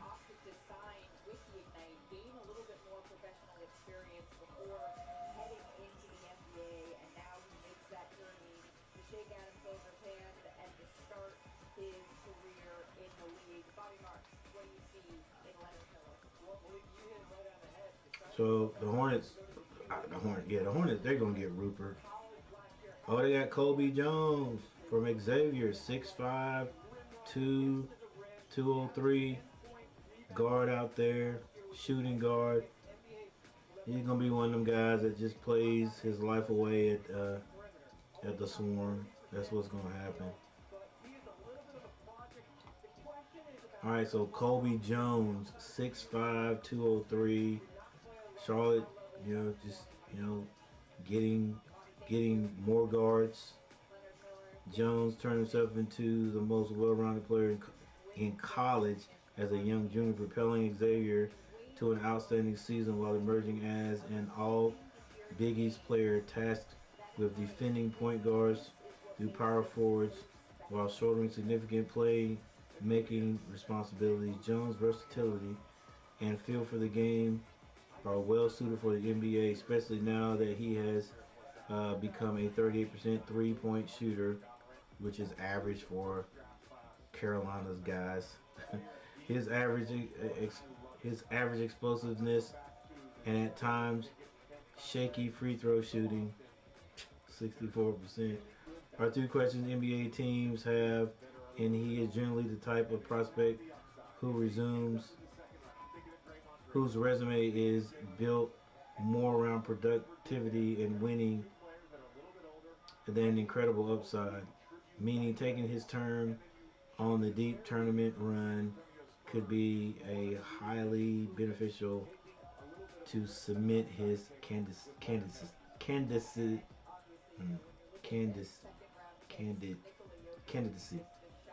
There you go. Candidacy. We got it out.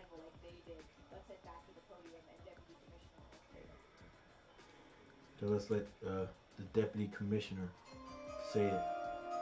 With the 34th pick in the 2023 NBA Draft, the Charlotte Hornets select Colby Jones from Xavier University. Colby Jones from Xavier. He scored in double figures in all but 4 games last season. Just a scoring machine, Andrea. Yeah, and to me, he's more than just a shooter. Yeah, right? but he's He one of takes those contact, he can finish at the rim. James Bouknight types. Soft touch on his mid-range and his floaters. At 6'6", he has great size and he can flat out score the basketball. Shot at 37% from 3, but also was able to score in the paint. took and made more shots while guarded, which is going to benefit him at the next level when he sees elite defense. He's Josh Hart. He's a Josh Hart type player. All right, so the Celtics up next. Let's stay on. We might as well watch. I might as well stay to pick number 11 and watch my Hornets, see who they get. They're going to get the 39th pick and the 41st pick. After you get that deep, those guys that far down, they usually don't become. Well, let me watch my mouth. I don't know where Joker was. He was in the second round though. But you're getting on down there. Is it 60? 58? 58 picks.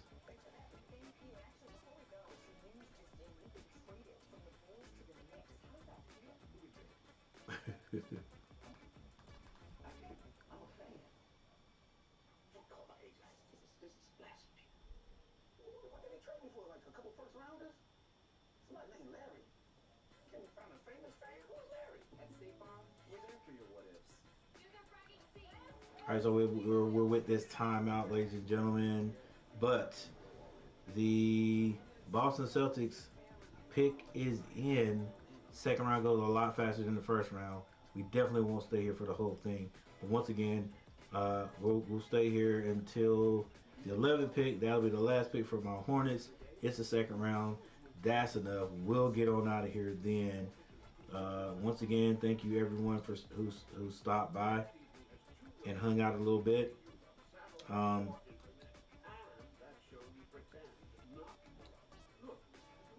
Thanks for the people who hit that like button. I appreciate it so very much.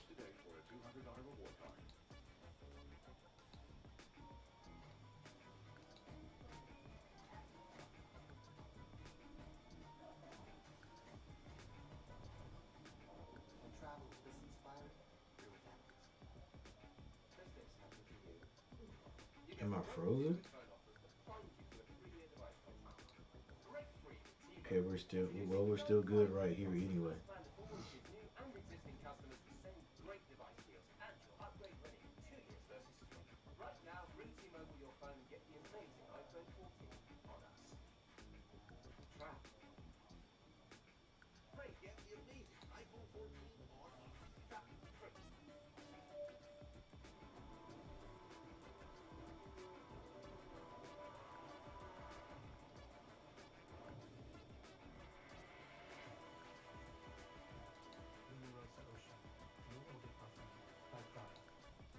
Welcome to the next level. This is the Lexus NX with intuitive tech and our most advanced safety system ever.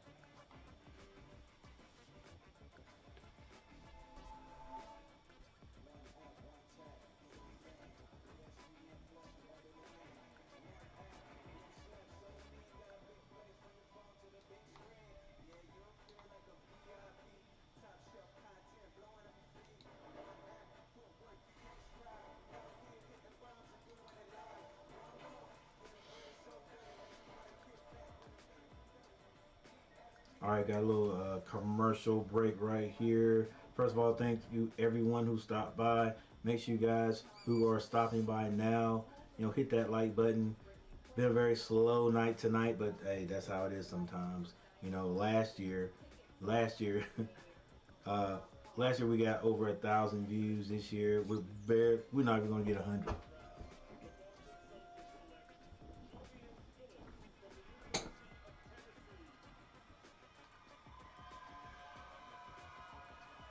But that's fine. That's how it is sometimes. I hate it, but that's how it is sometimes. All right, so the Julian Phillips, all freshman team. Julian Phillips goes to the Celtics in the second round. 6'8", 197.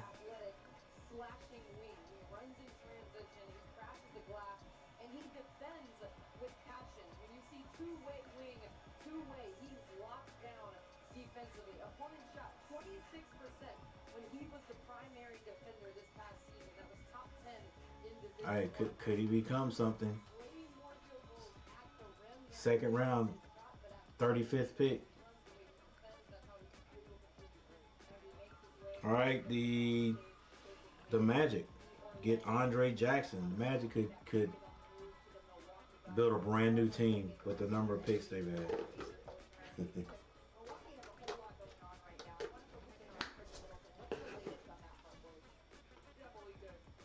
Well, I'm not complaining because by the time the Hornets get done, they will have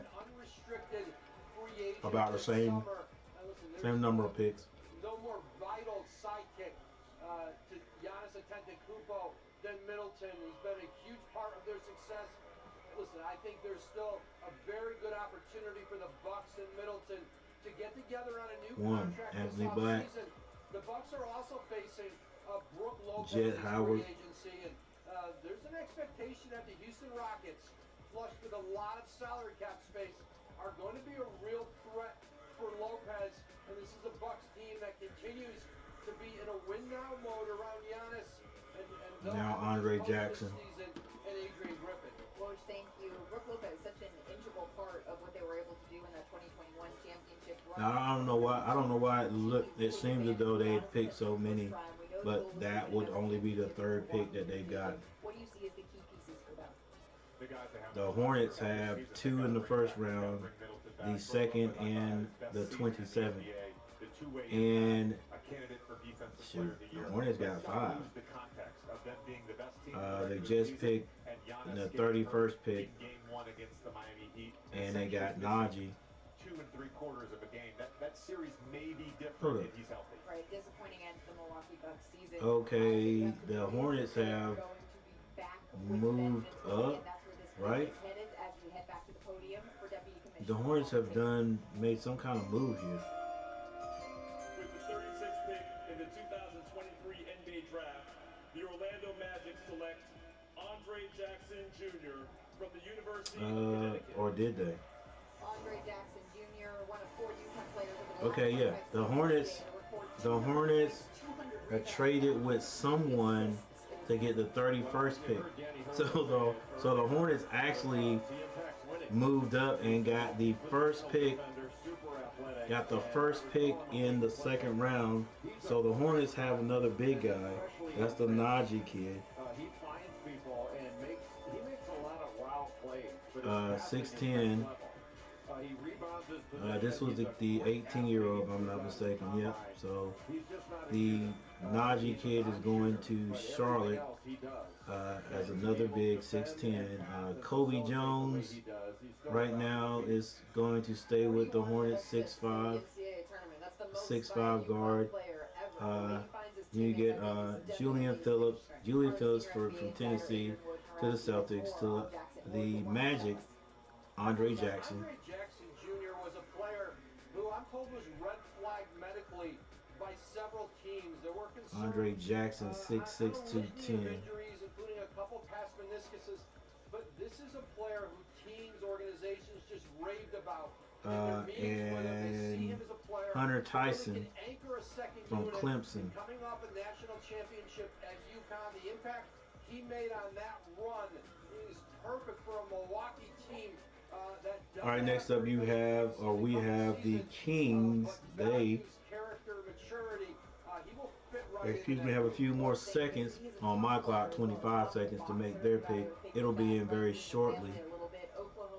Hey, do they have 5 minutes in the second round? Second round must be like 4 minutes or whatever.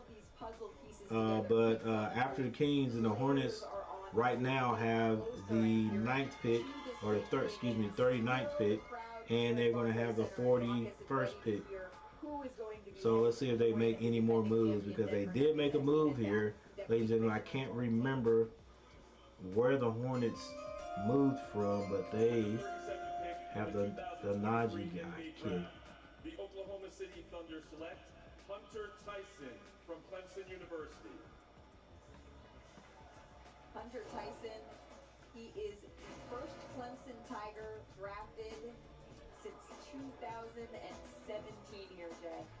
He's a three-point shooter, career 37% from behind the arc at Clemson, and he shot close to 40% on catch-and-shoot threes. He's a versatile player. He's a high-level rebounder, and he's improved every year that he's been in college and had his best year that was this last year, first team All-ACC. Averaged about 15, 16 points a game, shot just under 50% from the field, but 10 rebounds a game. He goes to the glass. We're just getting started here in the second round from Barclays Center. We'll be back on the other side of this break. All right, so the Kings, they picked Jordan Walsh. Jordan Walsh, 6'7", 205-pound boy. Yeah, they the NBA definitely going big. Definitely going big. Let's see how many minutes they're giving the second rounds to pick. Wow, second round only get 2 minutes to pick. It ain't wasting no time. The second round, let's go. All right, so the Charlotte Hornets are up next. They got a minute 22 seconds to make their pick to get it in. They probably already know who they're going to pick, right? I mean, as is right now, they're just, oh, we can't get him, so we'll get him. They got guys already looking and stuff. And let's see. Second round pick.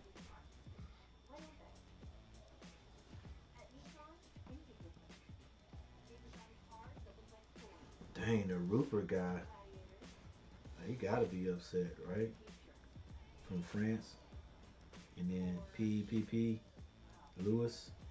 They don't want, the Hornets don't want the guys from France. The Rupert kid from France, I don't know who that kid is. But the Charlotte Hornets are up next. And they might get him. He's a shooting guard.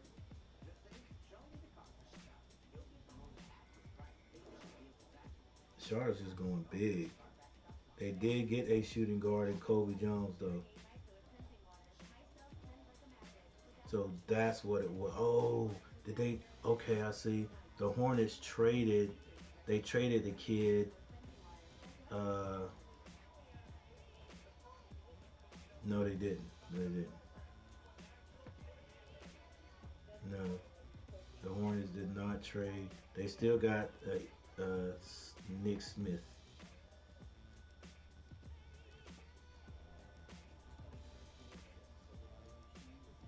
Okay, they still got Nick Smith, but they did some kind of trade up here.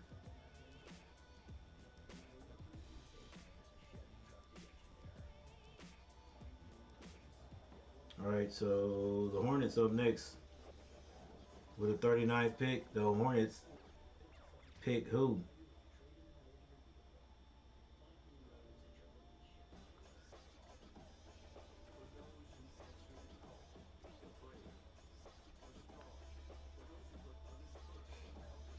After the Hornets pick, after the 9th pick, then Denver is back up. Mohamed Guy. Is that how you say it? Guy. 7 foot tall. 7 feet. Hornets. A 7 foot power forward. So that's like another Thor, huh? Yeah. They don't even give you 2 minutes.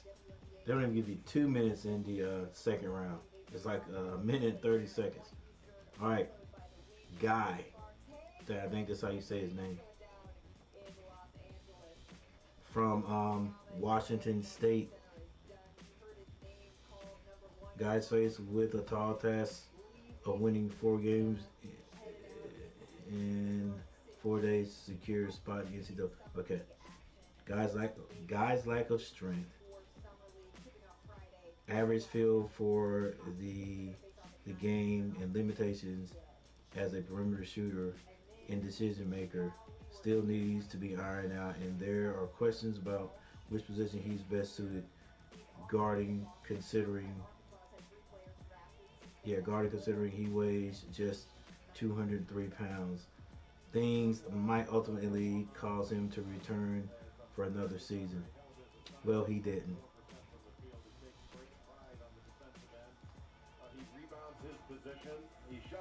And the Hornets have picked him up at 7 feet, he's going to get better. 203 pounds. For his athleticism, and he's a defensive-driven prospect. And he does everything. At the combine, he had 15 points, 7 boards, and 5 assists. Scored in the top half in every athletic speed category. He's going to bring a lot. Scoring is going to be where he can improve, but the defense and the athleticism is why Sacramento. A 7-foot power forward. I'd just be interesting to see him playing too.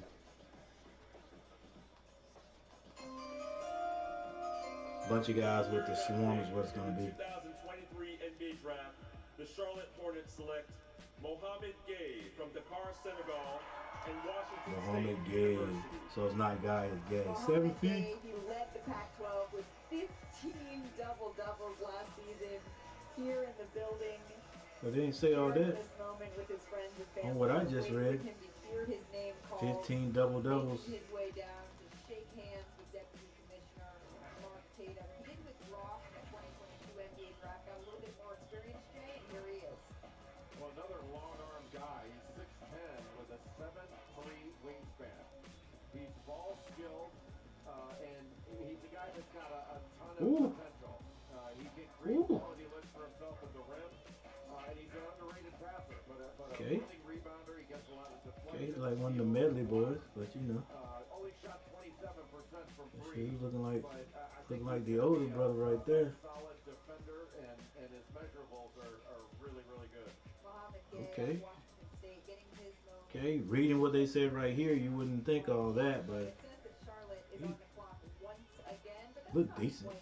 The Los Angeles Lakers, they have the pick coming up after this. We will discuss. So the Lakers are up next. Y'all going to another commercial? All right, guys, we got one more pick here. I'm talking to nobody, but you know that's all right. You know what I'm saying? Thank you for everyone who stopped by. Thank you guys again today, and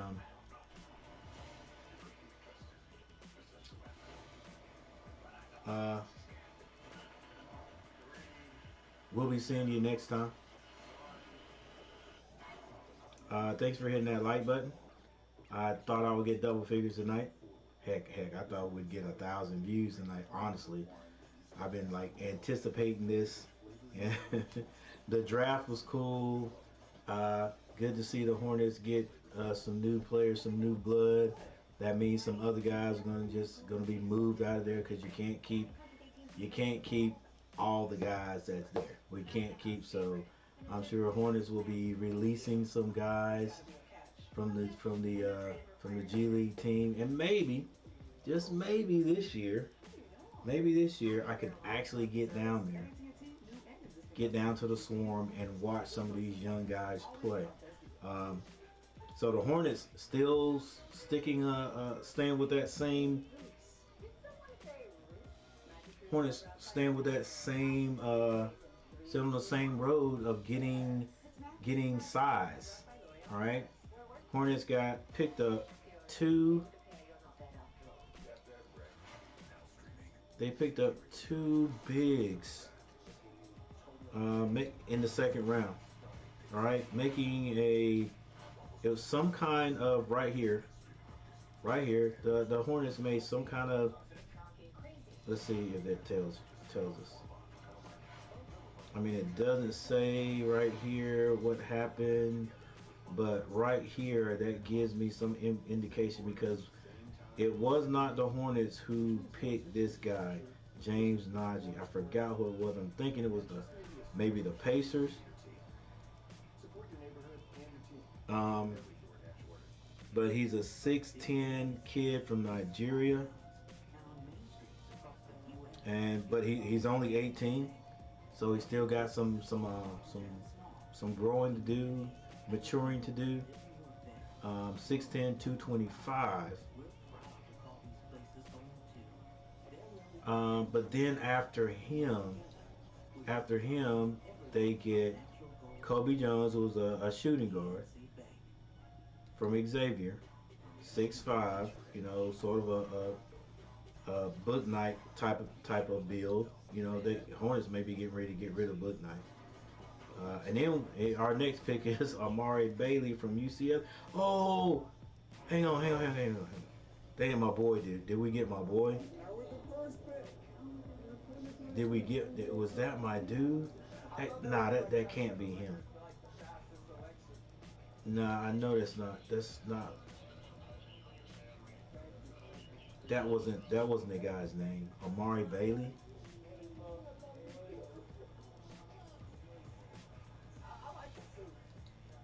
Amari Bailey, 6'4", 180. That might be him. Bailey entered the season as a projected first rounder, but saw stock fall as his adjustment to college basketball was far from seamless. Struggling with decision making, shot selection, and his average physical tools. As a finisher and one-on-one defender, he looked reluctant to take open jumpers due to his unconventional shooting mechanics. Oh, okay. Hit less than 70% of his free throw attempt, and posted more turnovers and assists. So why are we picking this kid? Bailey has looked a lot more like top 5 high school recruit as he was built.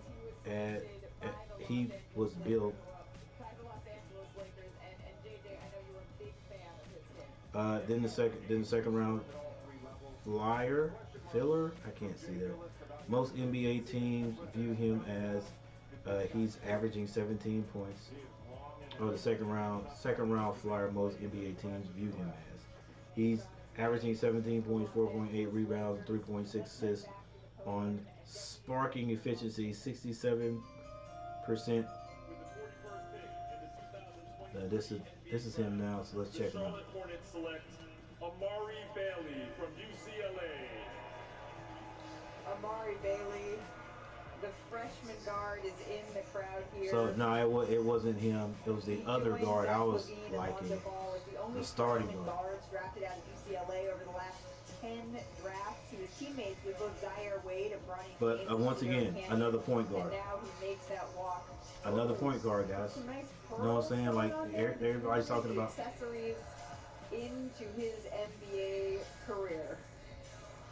Dude, you gonna put a shirt on? And talked to him at the combine, and I thought what was the most impressive about his combine performance is he showed he could play on or off the ball. And we're gonna watch highlights. Oh, Kemba Walker, like. Score on the wing, and he's a crafty scorer. But See, that was the guy I was thinking it was number 10. Facilitate and run an offense. He handled full court pressure.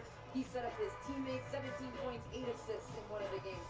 19 points, 6 assists in another of the games. He really added a level to what we've seen from him all college season. He added to that at the combine. Well, he's a versatile offensive player. He can go off the dribble. He's got a very good middle game. Now, what are the Hornets going to trade him for somebody? And to your point, Andrea, at the combine, he had 36 points, 14 assists in 40 minutes, and shot 58% in those 2 games. And it's just 40 minutes that he put those numbers up. And I thought he took a big jump when Jalen Clark was lost to injury to the Bruins late in the season. He really sort of stepped up his productivity and stepped into that void. All right, 6'4", got a little size on him. Not huge, but 6'4", decent. And, you know, if you read this stuff about these guys, and this was in March, you know, right in March Madness, they're like, a lot of it doesn't sound that good. There are still major questions. There are still major question marks about his jump shot. But Bailey is doing a good job of rebuilding his stock and putting himself back into the picture as a potential first round pick spending, depending on how he continues to play, and in the pre-draft process should be declared.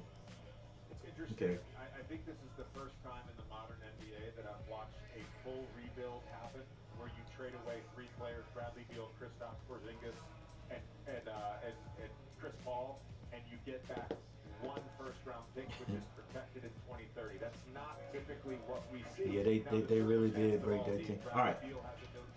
Well, guys, thank you for hanging out. I would try to stay on until I get 50 views, but you know, it is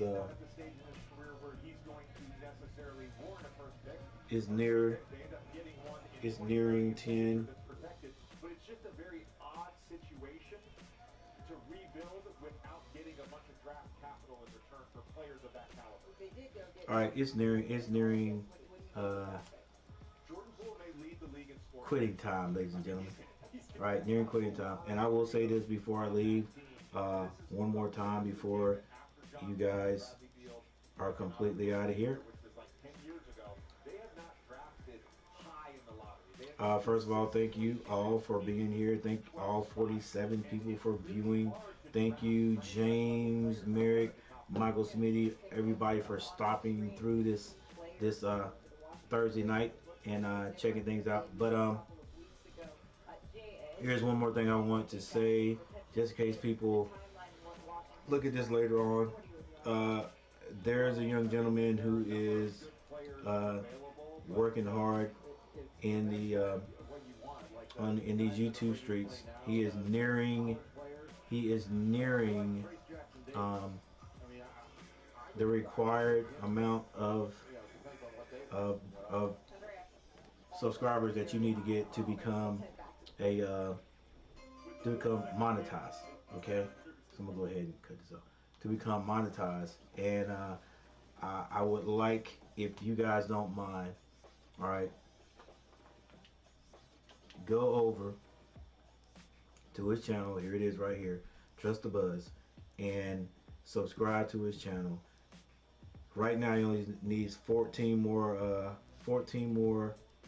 subscribers to get 1,000 subscribers. I don't know how many, I'm not sure how many watch hours he has. He's got 164 videos. I would think he's getting close to that because, you know, his videos garner a lot of attention. A lot of his videos have 1,000 views, so and he's good. He's good. He's got a good cadence. You know, he's not doing a whole lot of hesitating like I do when I talk, but he does good research, and he's focused on the Hornets. All right. In fact, here's one right here.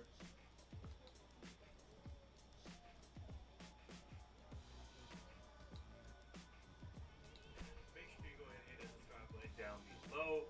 I am, like 16, 17 away from 1,000 subscribers. I wouldn't have made it this far if it wasn't for you, so thank you so much. Just go ahead and hit that subscribe button. Help. All right, so I don't know if the music in his video is copyrighted, so I'm not gonna play any more than that.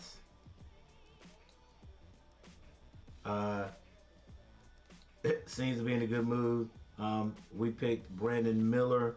I don't know if that's why he's in a good mood, but anyway, like I said, does a great job. He just put this out an hour ago. Already got 223 views. So guys, he does a good job. Hey, go there and hit that like, hit that subscribe button, guys, and get him over the 1,000 subscribers.